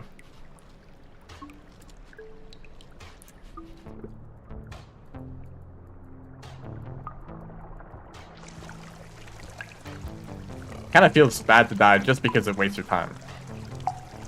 And not only do you lose progress, but you have to refill your karma to get through your gates if you no longer have enough, right? Or if you, like, die a whole lot and then you need to get through, like, a high karma gate, so you need to spend a few cycles just farming karma. Like, that can feel really bad. But all of that is just there to force you to actually like learn the game and not just like force your way through it. I can't say exactly if it's a good or bad thing for the game as a whole.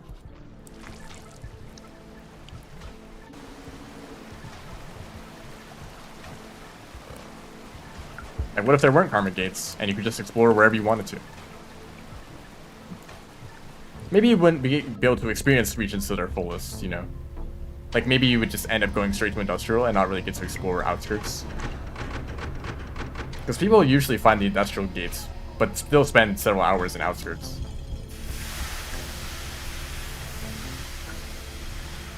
Like, playing games people tell you not to play. You know, this game is really difficult and like horrible, like you probably shouldn't play it, it's like a waste of your time. It's like, ooh, that sounds perfect for me.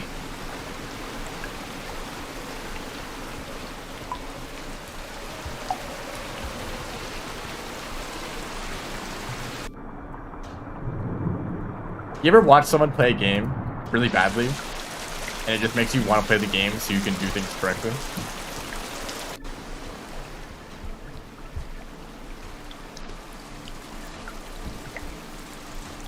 It's what like those mobile game ads do, where it shows someone playing the game really badly and missing a really obvious solution. So it's like, oh, I better go download the game and prove how easy it is, or how smart I am, I guess. As well as those like streamer bait games, slash rage games.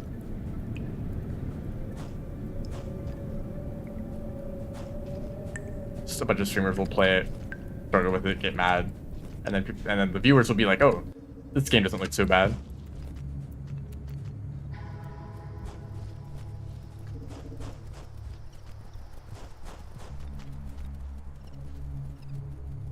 Or that could be why the streamer plays the game in the first place, to prove that they're good, that they're not going to struggle with it. But then the games are just kind of designed to be kind of like awkward to control. So regardless of your skill level of the game, it's probably still going to be difficult. Hello, dude.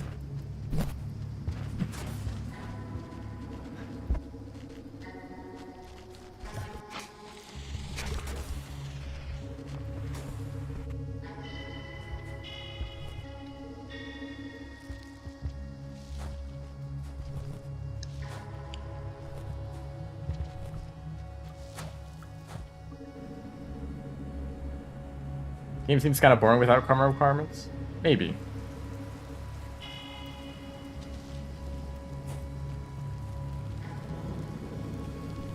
I mean, the moment you take away any consequences from death, I think you approach games very differently. In a roguelike with permadeath, you might be on a really long run in one of the final areas. That is like a very unique feeling. To be deep in a run, and you really don't want to die because you're going to lose all of your progress. Very few games can replicate that kind of feeling. I think that is way more effective than a horror game. Like, horror games where it's like, a scary monster shows up and they scream at you and you like lose like 10 seconds of progress. Like, who cares, you know? The real horror is being in the final area at like 1 health.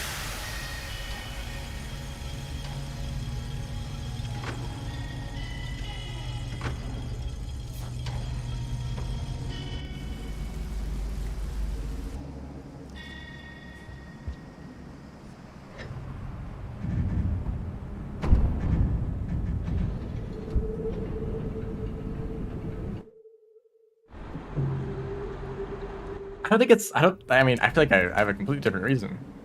I like difficult games. Well, no, I actually don't really care about difficulty. I mostly care about the skill ceiling. I think that's what I care about mostly. Like, Stardew Valley is not a difficult game. You can really even say that there's like a way to lose the game, right?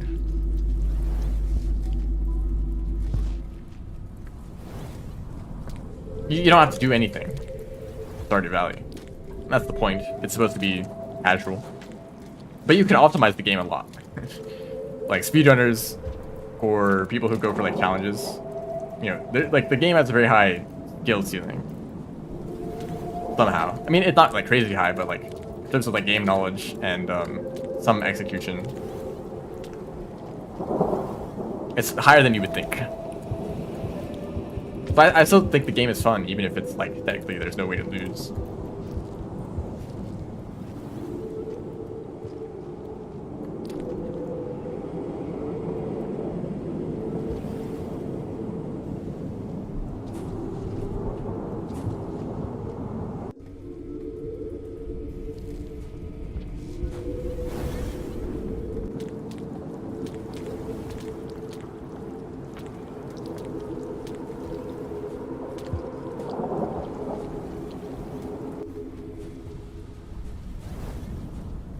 But also, like, some level of just, like, inherent difficulty is kind of necessary.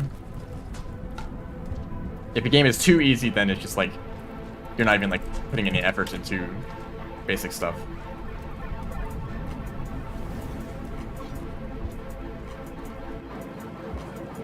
That's if the skill ceiling is too low and you can't express your skill with the game at all.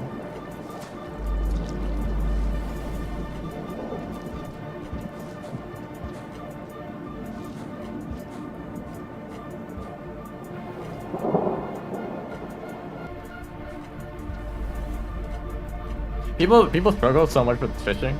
It's surprising. Fishing is like the easiest skill to level up. Like you max, I get to max fishing level in like spring. And other people are like, I've not fished at all in this game. I can't catch like a catfish. Maybe it's geometry dash skill carrying over.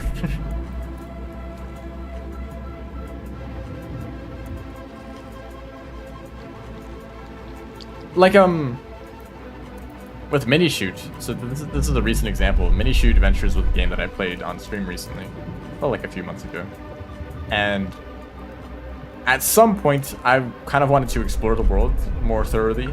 So I explored around a lot, and like I looked for secrets and such. And as a result of that, I leveled up a bunch. I got like a bunch of upgrades, and that made the ending of the game way too easy, and it was actually kind of disappointing. The fact that I defeated the final boss without even taking a single hit, I was like, damn, that was the final boss? Okay, like I guess that's over. Like I would have liked the boss to be difficult and kind of beat me up a little bit. Because then it would take some time to like practice the boss and learn it and really master it, and then like defeat the boss and like feel satisfied that I conquered a difficult challenge. But no, it was just kind of over, just like that.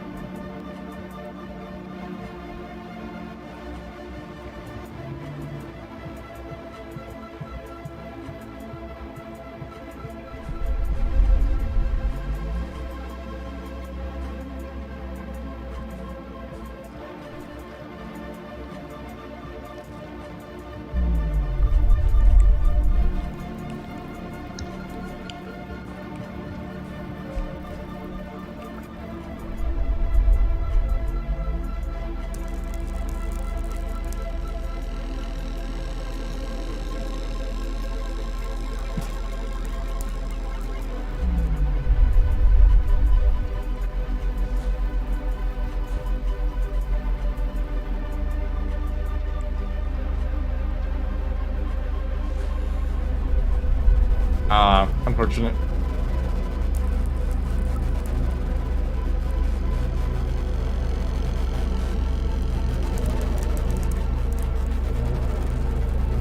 $2.2 gauntlets? No, I've not.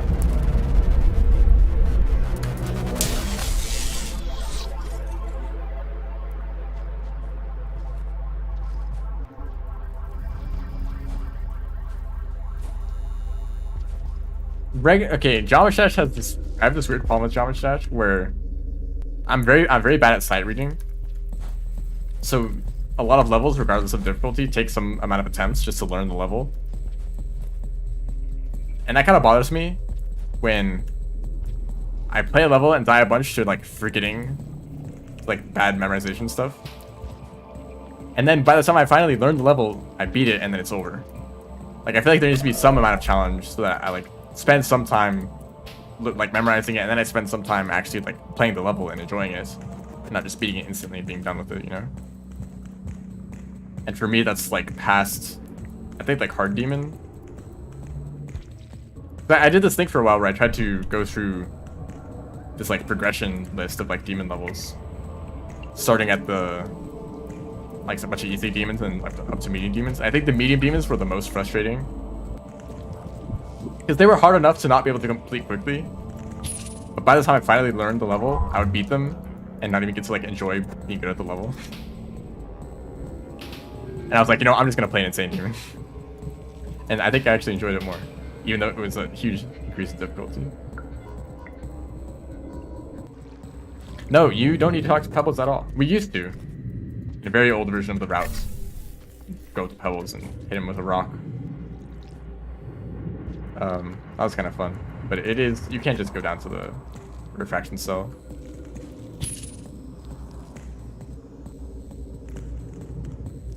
I've never played Fury, but I think I have the game. Or I do have access to the game.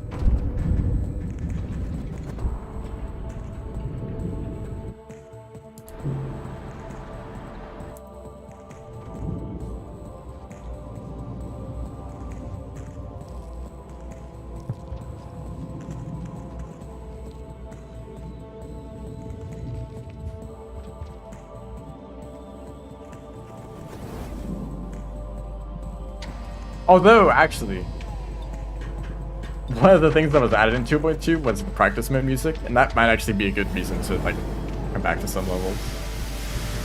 Because setting up start positions is really tedious, and then just using the practice mode was really annoying with the practice mode music, but maybe with the new setting, maybe that'd be more enjoyable.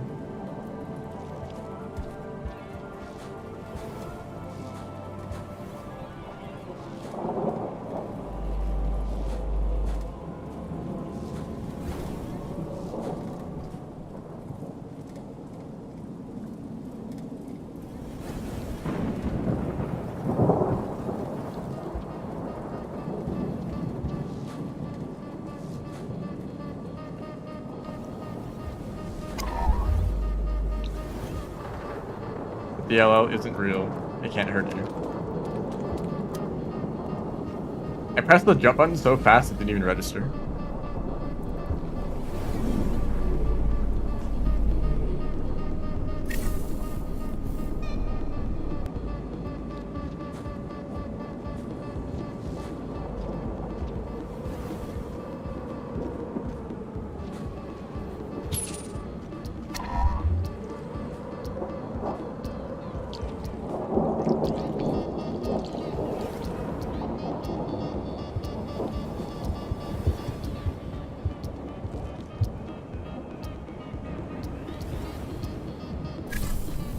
Some of the gauntlet levels, especially the easier ones, are by far the most annoying.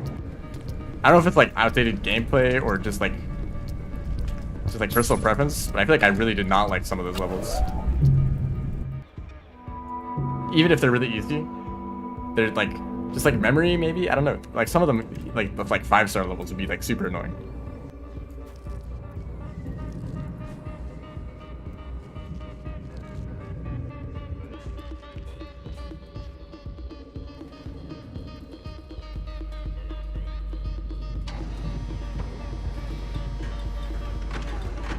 Although there definitely is a style of gameplay that I prefer. There's this one level, I think it was on the progression. It had a song that I really liked, but the gameplay was awful. It was horrible, horrible, horrible. And I checked like a video of the level, and the comments were like, "This level is so good, like it's amazing." And I'm like wondering if these people actually played the level, or if they're just liking it because it looks cool and they're just watching a video of the level. Or did anyone actually play the level and enjoy it? It did not feel like I was playing the game. It felt like I was memorizing a sequence of button inputs. It's like click here, wait, click here. It was like it was red, and it used a Creo song. And he was like an easy demon, or maybe like a medium demon.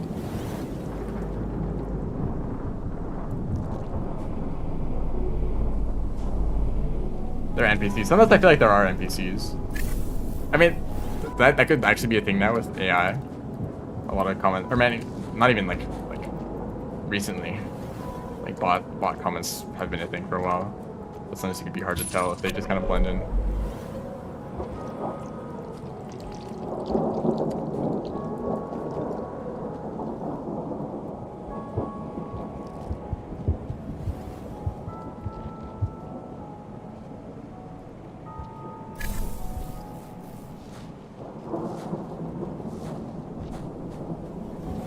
Actually, I kind of want to search for that level.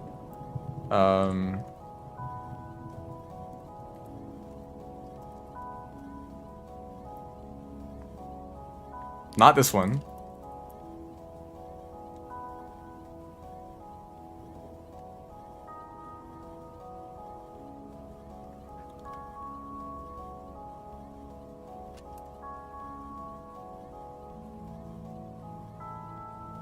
Red Haze? Maybe? Oh, great.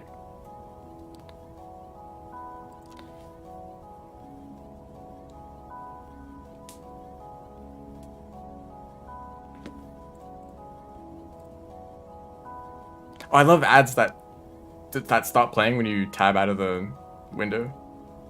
So you actually have to just sit there. Thank you, YouTube. Yeah, it is this level. I think.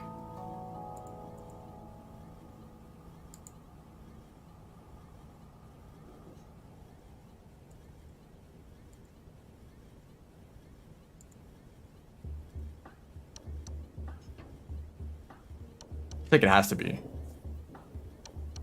Anyway, back to Pain World.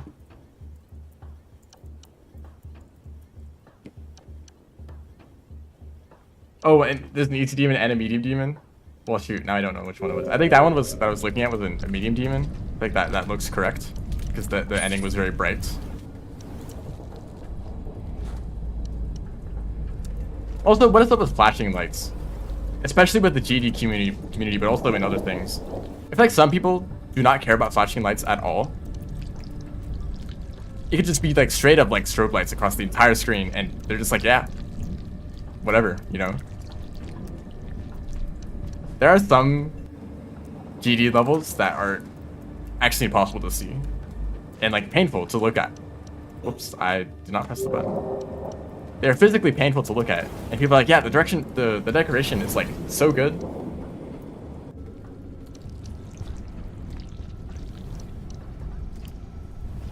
Like, how do you even look at the screen? Oh, it's not. It definitely was not a 2.2 level. If one of them was.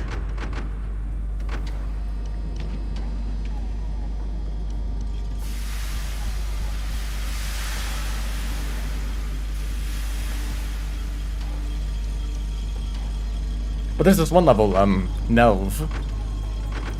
If that's how you say it. Nelv? With an H. It's like an effects level. I watched the layouts of that level. I got updated 2.2 effects. That sounds even worse. But this was like a really like hyped up effects level, and I thought the layout was really cool because it had really unique gameplay. Obviously, it was way too difficult for me to ever play, but it looked cool and unique, so that's why I liked it. Then the like decorated version came out, and I was like, this kind of sucks. Like, it's cool and the song is really good. I guess it does sync with the song really well, but it's like hurts to look at. It's like it doesn't even matter what's going on. If there's like too much like flashing lights going on, I can't even like enjoy looking at the level at all. So yeah, I don't understand that kind of thing. Start with a ball or a cube? I don't know. I don't remember. It was quite a while ago. I played that level.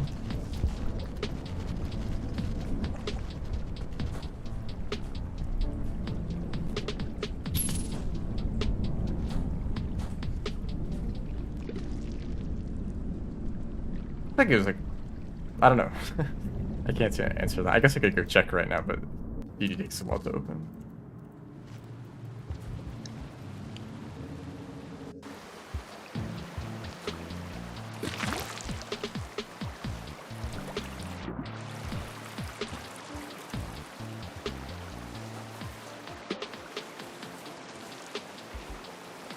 But yeah, levels with that kind of gameplay.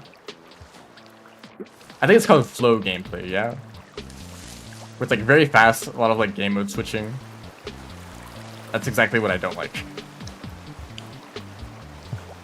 Because honestly, at that point, what the game mode is completely irrelevant. It just matters when do you click. And usually you have to click pretty quickly.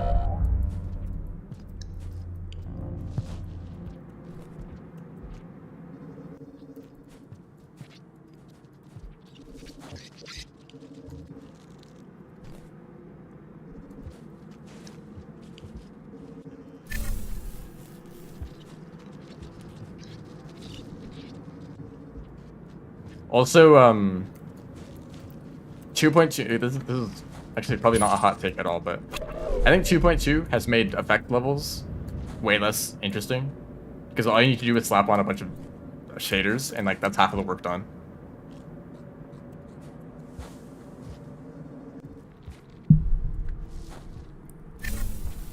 And also you can't see anything.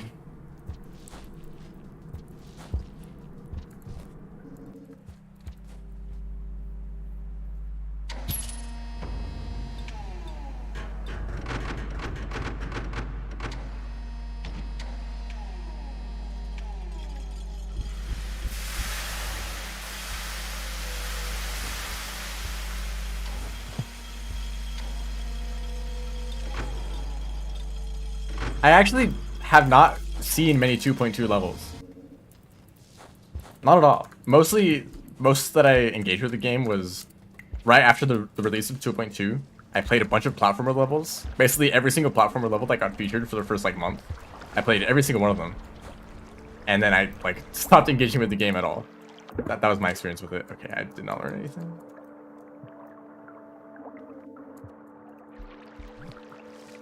And most of those platformer levels had a very similar aesthetic, using like the pixel art blocks.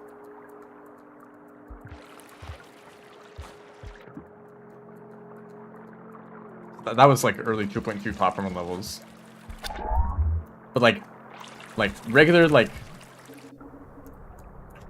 this isn't exactly correct, but like high budget levels.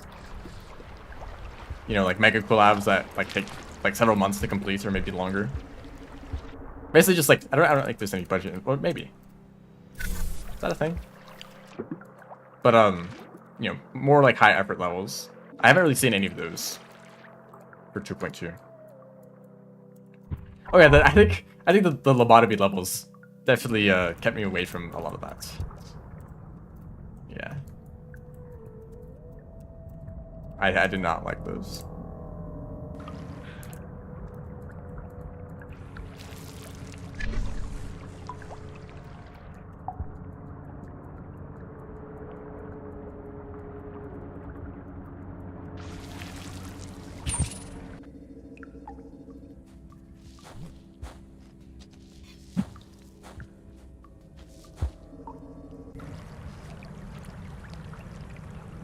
I think I saw something recently.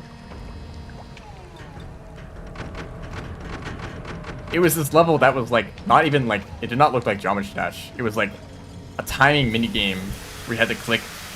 Like there was a circle and a small like segment of the circle and an arrow that would rotate around, and you need to click when the arrow was inside the segment. It was like a timing like challenge, sort of. And it did not look like Geometry Dash at all. Like that's a very interesting idea for a level.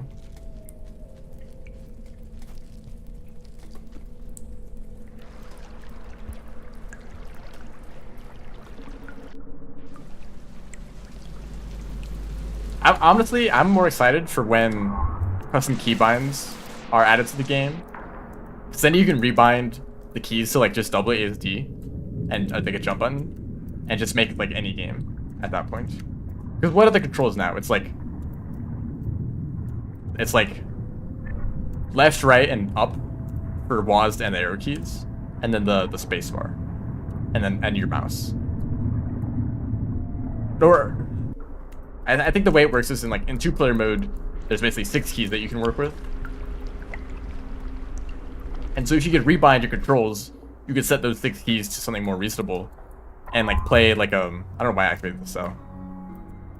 And play like a platformer game with like regular controls. Or like a bullet hell, you know, with like top-down movement. I think that's the most interesting thing, because there's no down key, right? You can move left and right and then jump, but there's no down key. So if you had like 4 directional, or like, I guess 8 directional movement, you wouldn't be able to move down. So, but if you could rebind your controls, then you could. And there's so much potential if you have that kind of movement style.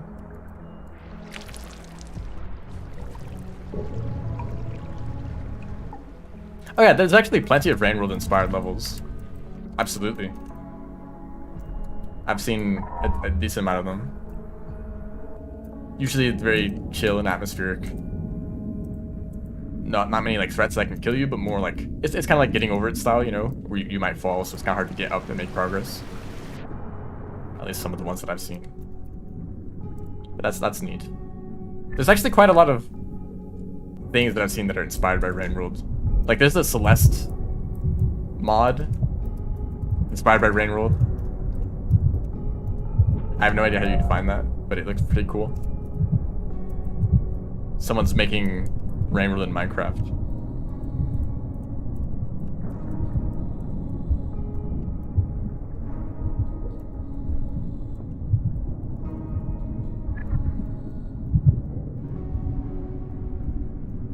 Oh, that wasn't even what I was referring to.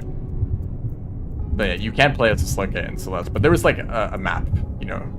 Or what would you call it in Celeste? A level? A map? I don't know. But like the environment was Rain World aesthetic.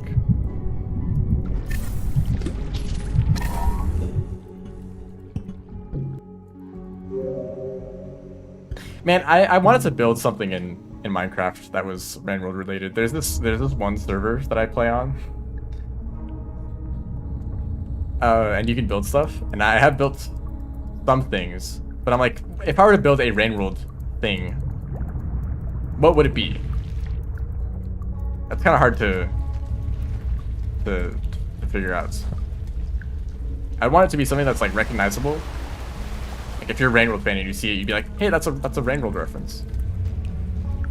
So just like, there's not really like one building that like is really identifiable, except for the iterators, which are massive. And I realized that in order to make the scale feel correct, you would actually have to make them huge.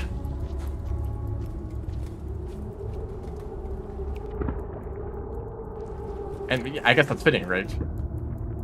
But it would not fit on that map. I would not have a place to build it.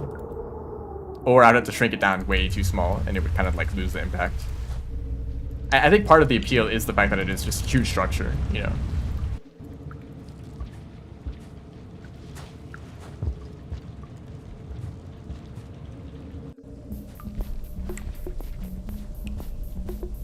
Especially in a 3D environment, which they definitely did on that map that they made. It's kind of crazy though. Like you can't look up in Rain World. But Pebbles is always above. It's always above you. If you were in Rain World and you looked up, you would see Pebbles just all the time. Because even as far away as you get from Pebbles, way on the other side of Outer Expanse, he still fills up the entire sky. Well, not completely, but like the entire background is just Pebbles.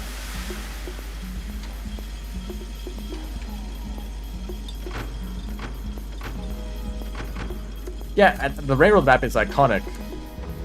It has a unique kind of feel to it.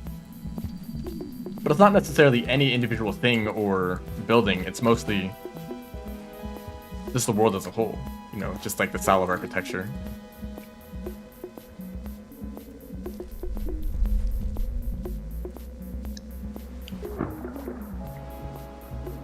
And like the environments, the creatures. Apparently they're adding the creatures too to the Minecraft thing. Which, I don't know how that will work.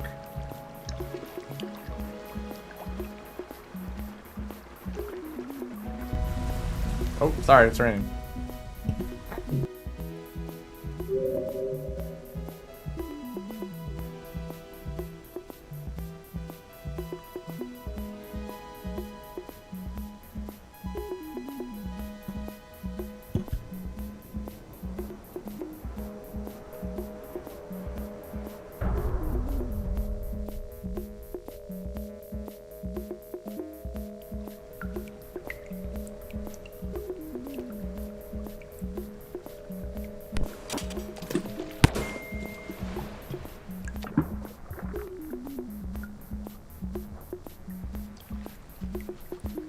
Yeah, yeah. I mean, I'd rather build a single thing rather than like a whole like scene, you know.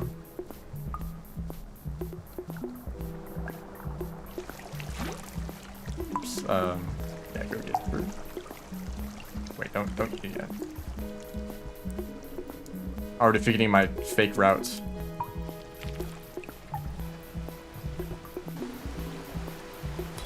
Although I did build the entire solar system from Outer Wilds.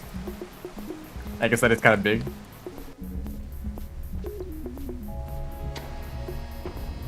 But it's floating, so it was easy to find space for it, you know. Oh, Slugcat Tree. That's actually a good one. But I'm pretty bad at building natural looking things. Actually, I'm pretty bad at building in general. Unless I found like a 3D model to just like copy one for one. Voxelize it.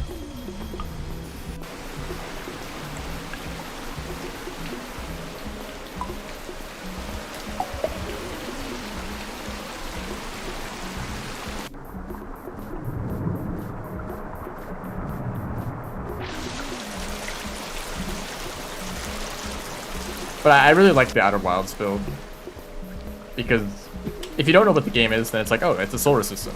You know, it's understandable immediately what's going on. But if you know Outer Wilds, you see it and you're like, yo, it's Outer Wilds. And I got to see other people in the server have that reaction. That was nice.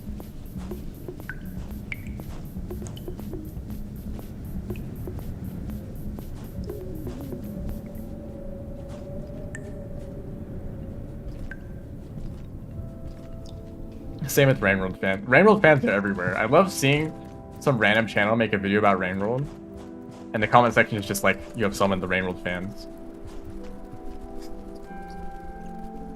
Because there's just not that much content for the game. Well, there kind of is a lot. You know, there's kind of a entire genre of Rainworld video essay. But it's always nice to see a new person show up and do that.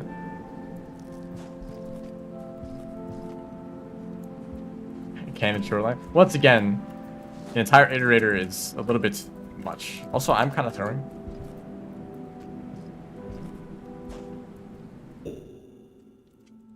Let's just try that again.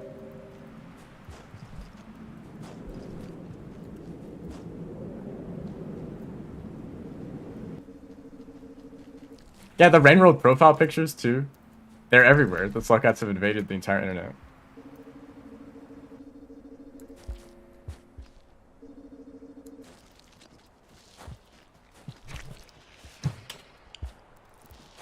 Hey guys.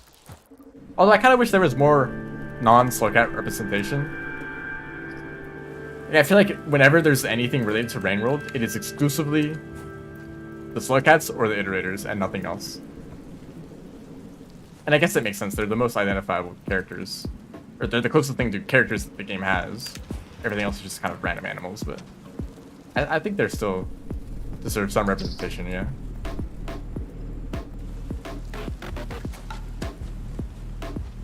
I just picked up the Batfly again.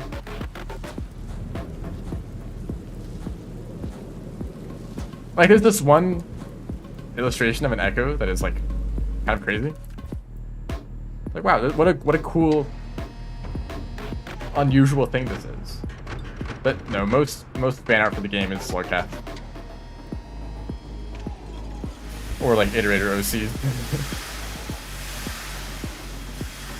More background bugs? Let's go.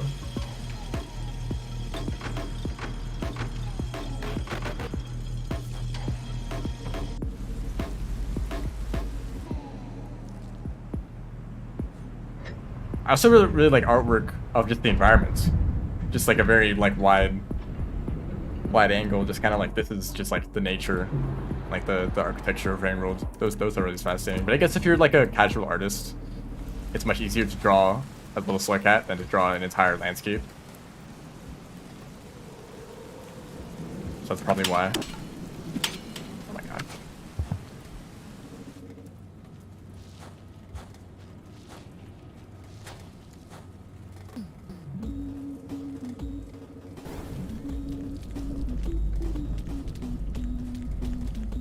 Oh, well, hello.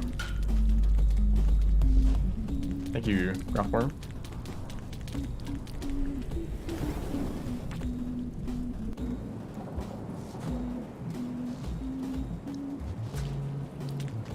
Thank you for saving me.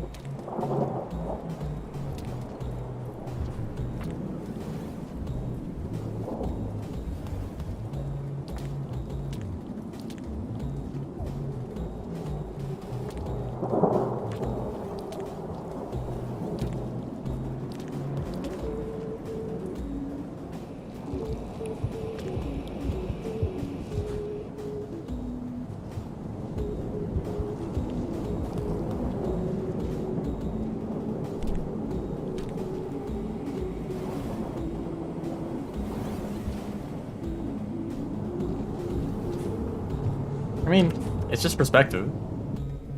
Can't be that hard.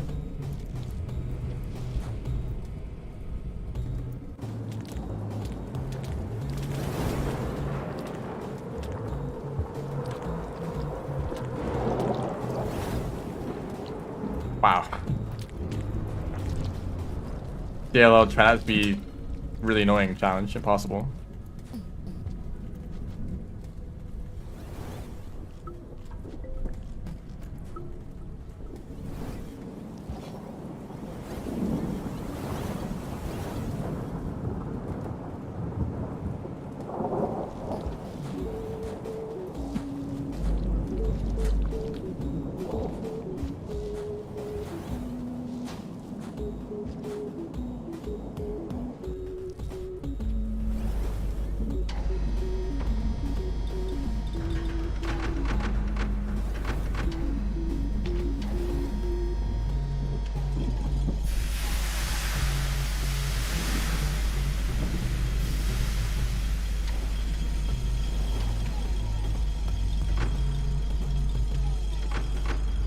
Did I forget to eat the fruit?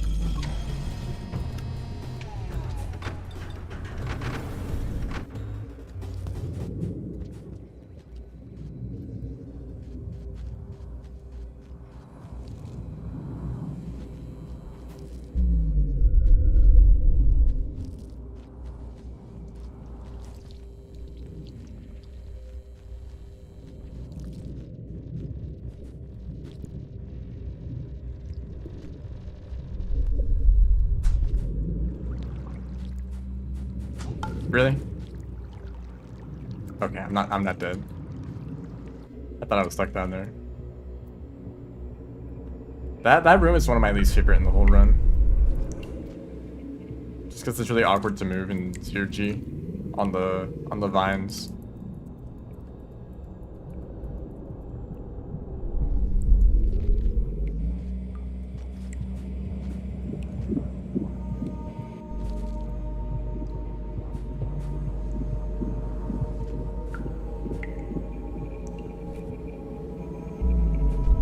What genre is echo music?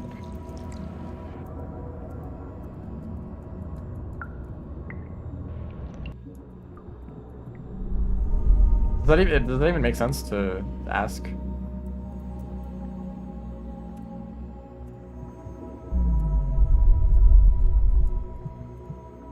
Spiritual chanting.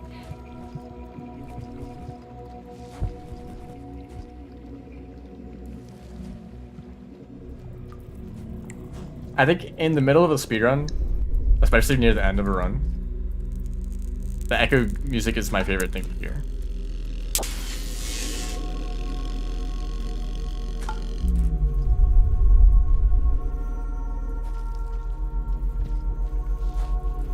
These all work. Answer all of the above.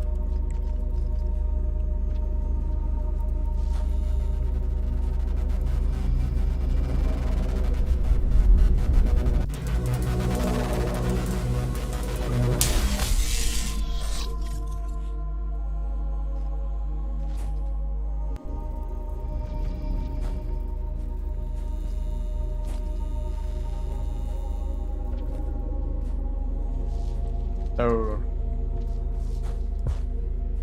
the entire like depth sequence is kind of incredible.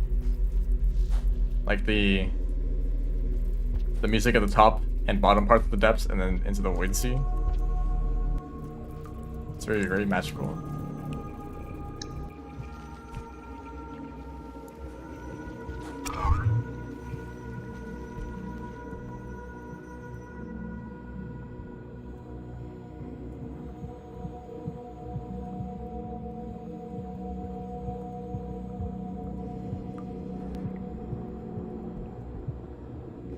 I mean, maybe that is part of it.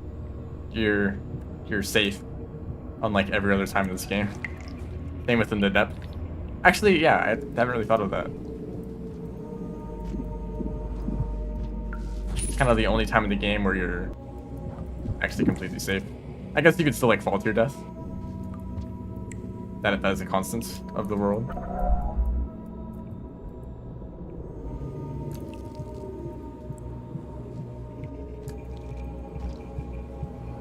Just like thinking like the echoes and the void sea could have just not been in the game.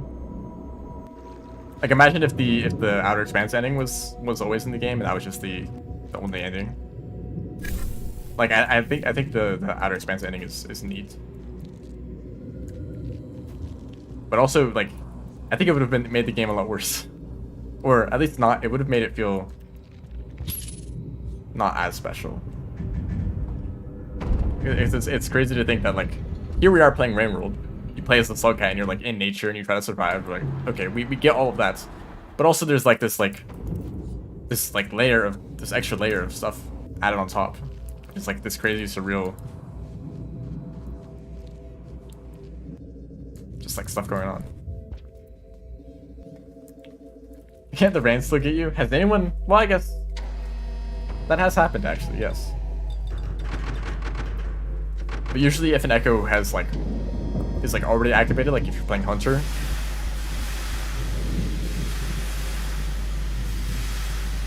so you get to an echo and it starts raining, but the echo is already active. Would the music even play then, or does it prioritize the rain sound?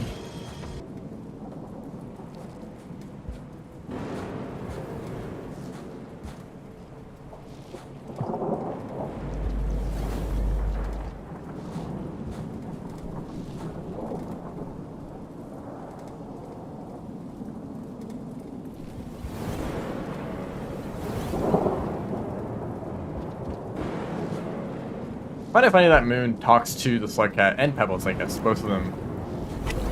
They talk to the Slugcat as if they can understand what they're saying. I think it's like, yeah, you have the mark of communication, but does that mean you actually understand anything that's going on? Aren't you still just an animal? And obviously we know that like the player knows what's going on. But the Slugcat, like what is the Slugcat actually thinking? I guess the Slugcat does have some sense of understanding, because canonically, well...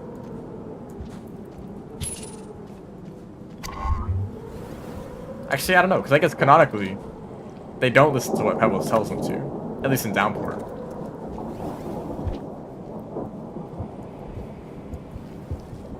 Like, Pebbles like go to the Void Sea, and they're like, nope, I'm just gonna hang out with my sibling in the Slugcat tree. Sometimes it bothers me a little bit when people say Downpour is canon, though.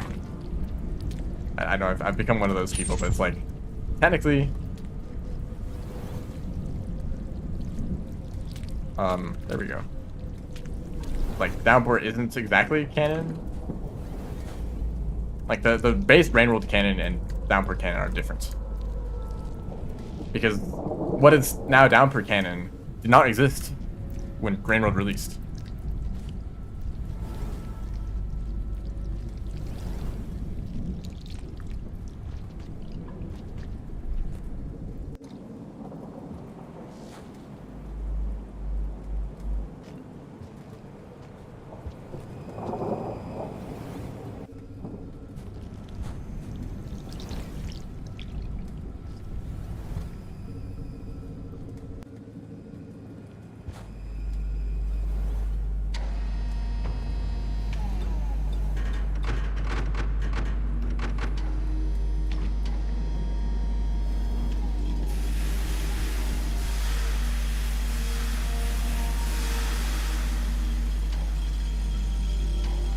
I mean, maybe one of the original Rainworld developers was involved with Downpour to the point where they basically said,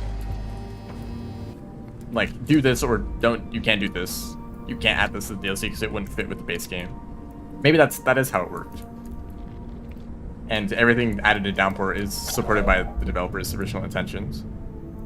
But the way that I've kind of felt that I feel like it's been, or it's like a bunch of mod developers were like, let's just like extend the lore, like extend the story of Rainworld. Like, this is what we think would happen, and make a mod out of it, and then it eventually became DLC. And the developers might have just been like, okay, that's cool, you can do that. Thank you for the free content.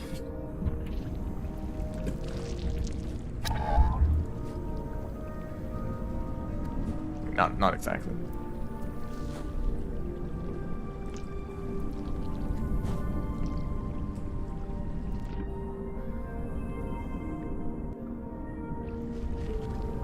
And some of it is obvious. Like, yeah, Pebbles eventually is overtaken by the Rot and collapses. Okay. Like, I can see how you could just, like, continue, like, keep moving time forward, and this is just what would happen.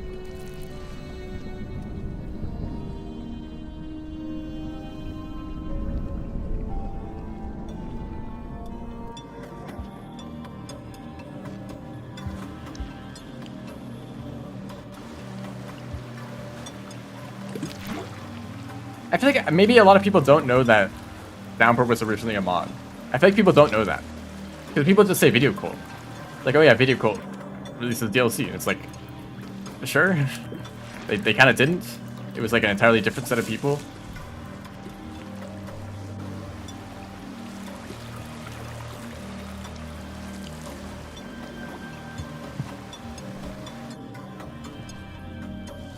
I imagine that if Downpour wasn't DLC and instead it was just a mod that released that you could go and download, I feel like that would be very similar. It would still be Downpour. Maybe it wouldn't be called Downpour, I don't know. Because it is just called the more Slugheads expansion, yeah. Downpour is the, like, everything as a whole. Whoops. Different cell cycle. But if it released as a mod, also it's quite a large mod. If it released as a mod, people would not say it's canon, even if it had the same content.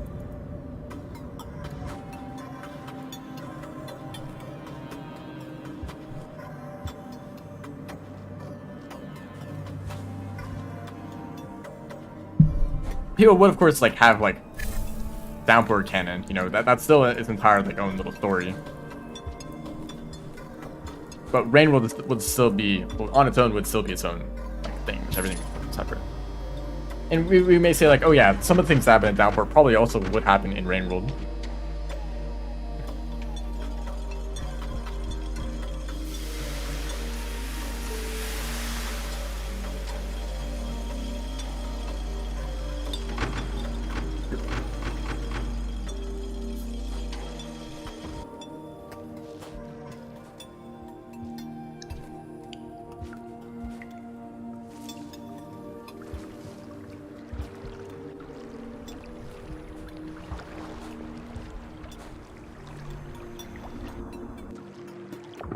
But I feel like Rainworld's base Rainworld story and Downpour story are very different.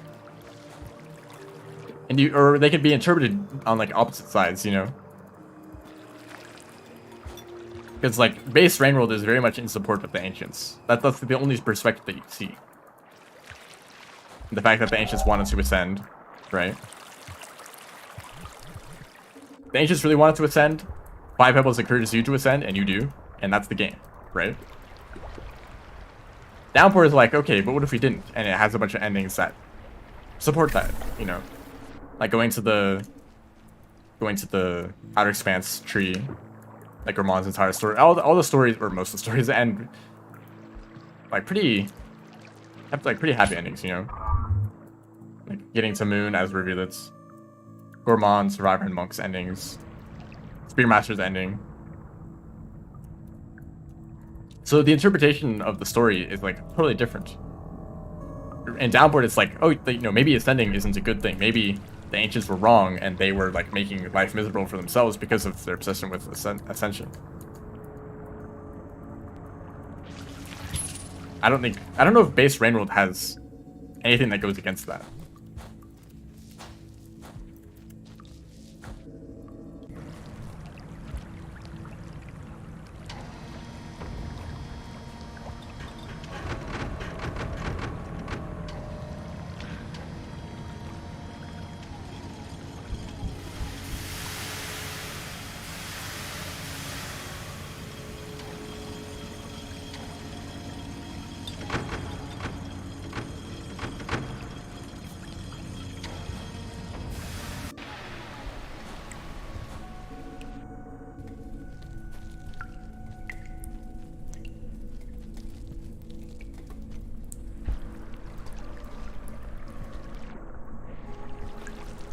The gameplay itself is miserable.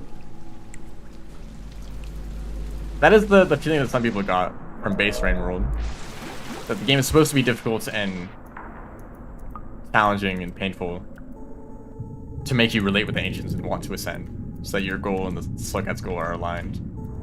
Like, man, this world really does suck. I sure hope I can ascend and just like escape it all. But that's kind of sad to like want to stop playing the game as like the main goal. Like, I can't wait to be done with this.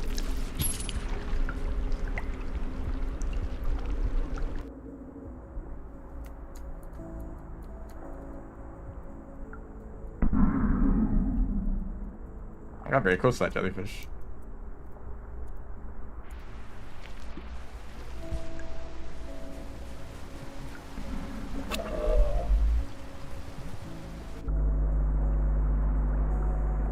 I just think that Rain World, base Rain World and Downpour need to be treated differently, separately. Specifically, I watched this video recently. That was very, very fascinating. But it was pretty much always about Downpour. The whole video was very much about Downpour.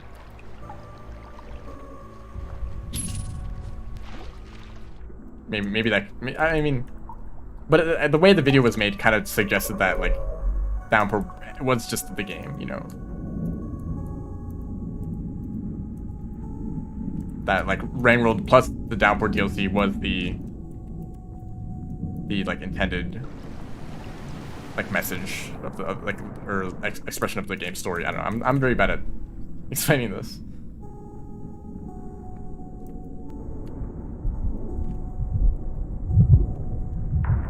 I don't know why, but that text in the bottom, I thought that was the game over text. Like, I just died. Did I drown?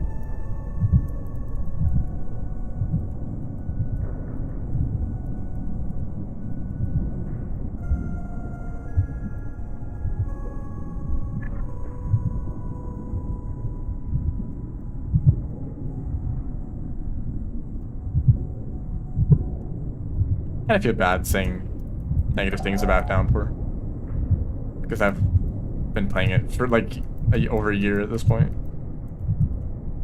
It's like the one game that I've been streaming the most. It's like, oh yeah, Downpour, it has all these problems with it.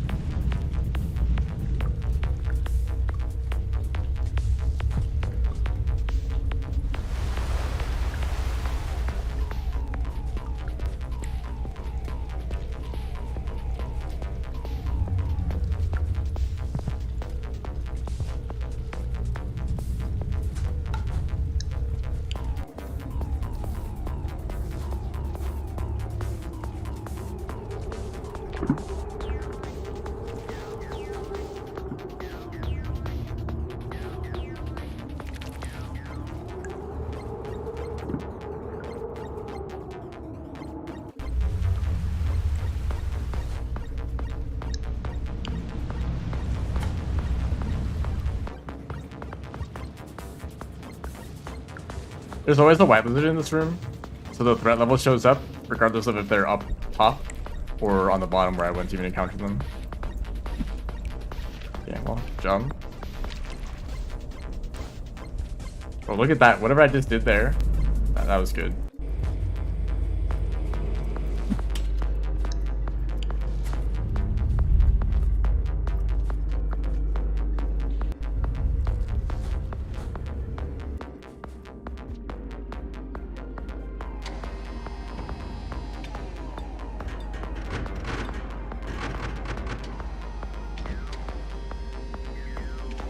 I mean, I think that the way that Downpour works, I think I like the way that it works. It's like you play the Survivors campaign and you get the perspective of like everyone trying to ascend, right? And you play through Downpour and it's like, oh, maybe Ascension isn't the answer. You know, I think that approach, I think that is fine for DLC. The problem is that it like also retroactively removes the base game content by making the like outer expanse endings the canon one for Survivor. Well, canon as in like, well, it's complicated with this game, but it's like, you know, the game implies that that is what happened in reality, that there was no ascension, that the Slugcats did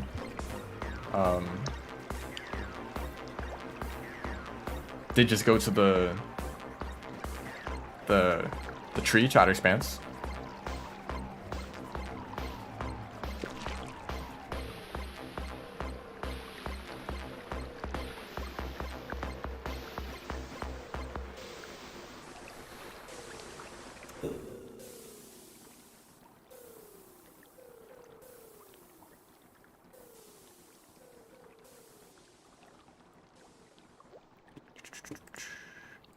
I think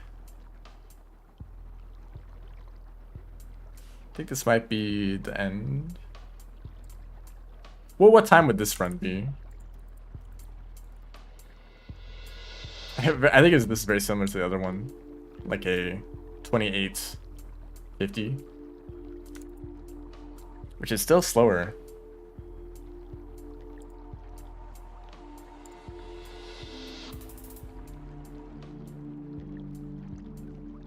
Yeah, that's hard to believe because I feel like there are so many mistakes in my... But I guess there's still mistakes in this run.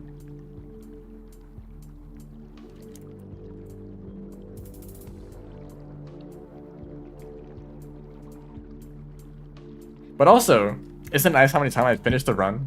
This isn't with creatures disabled. Actually, never mind. I have been using dev tools quite a lot to save myself, so forget what I just said. But if I do a better job of not, like, not ending the run myself, then I probably would be able to make it to the end more consistently. The main problem is the drainage system, the start of the run. That kind of makes the experience of actually doing runs a lot more painful. Yeah, that's something that kind of bothers me. The fact that the end of the game is not actually really the end for most of the Downpour campaigns. Like, Ascending of the Void Sea is like the most definitive ending you can get. And the fact that you can continue the same file is basically just to let you keep playing the game and not have to restart from the beginning. Although it like resets time to back before you went to the Void Sea, right? But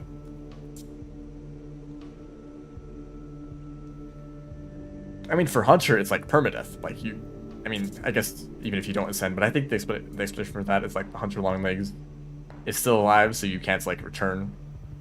So like if Hunter dies, then they just become the Hunter Longlegs again, so you don't really get to control yourself. So then the game is over. I don't know. That is still a Downpour explanation.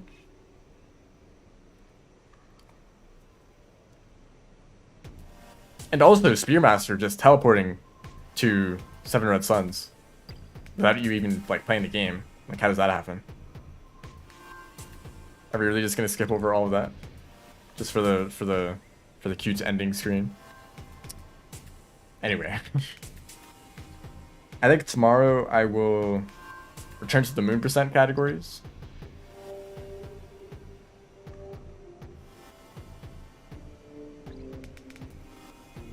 Yeah. I want to get some good runs for Spearmaster and Saint. And maybe Riv? I mean, Riv, I did finish some Riv runs, but they could be optimized more. I don't know how much I'll care about that. Maybe I'll just submit the runs anyway. Anyway, thanks everyone for watching. See ya.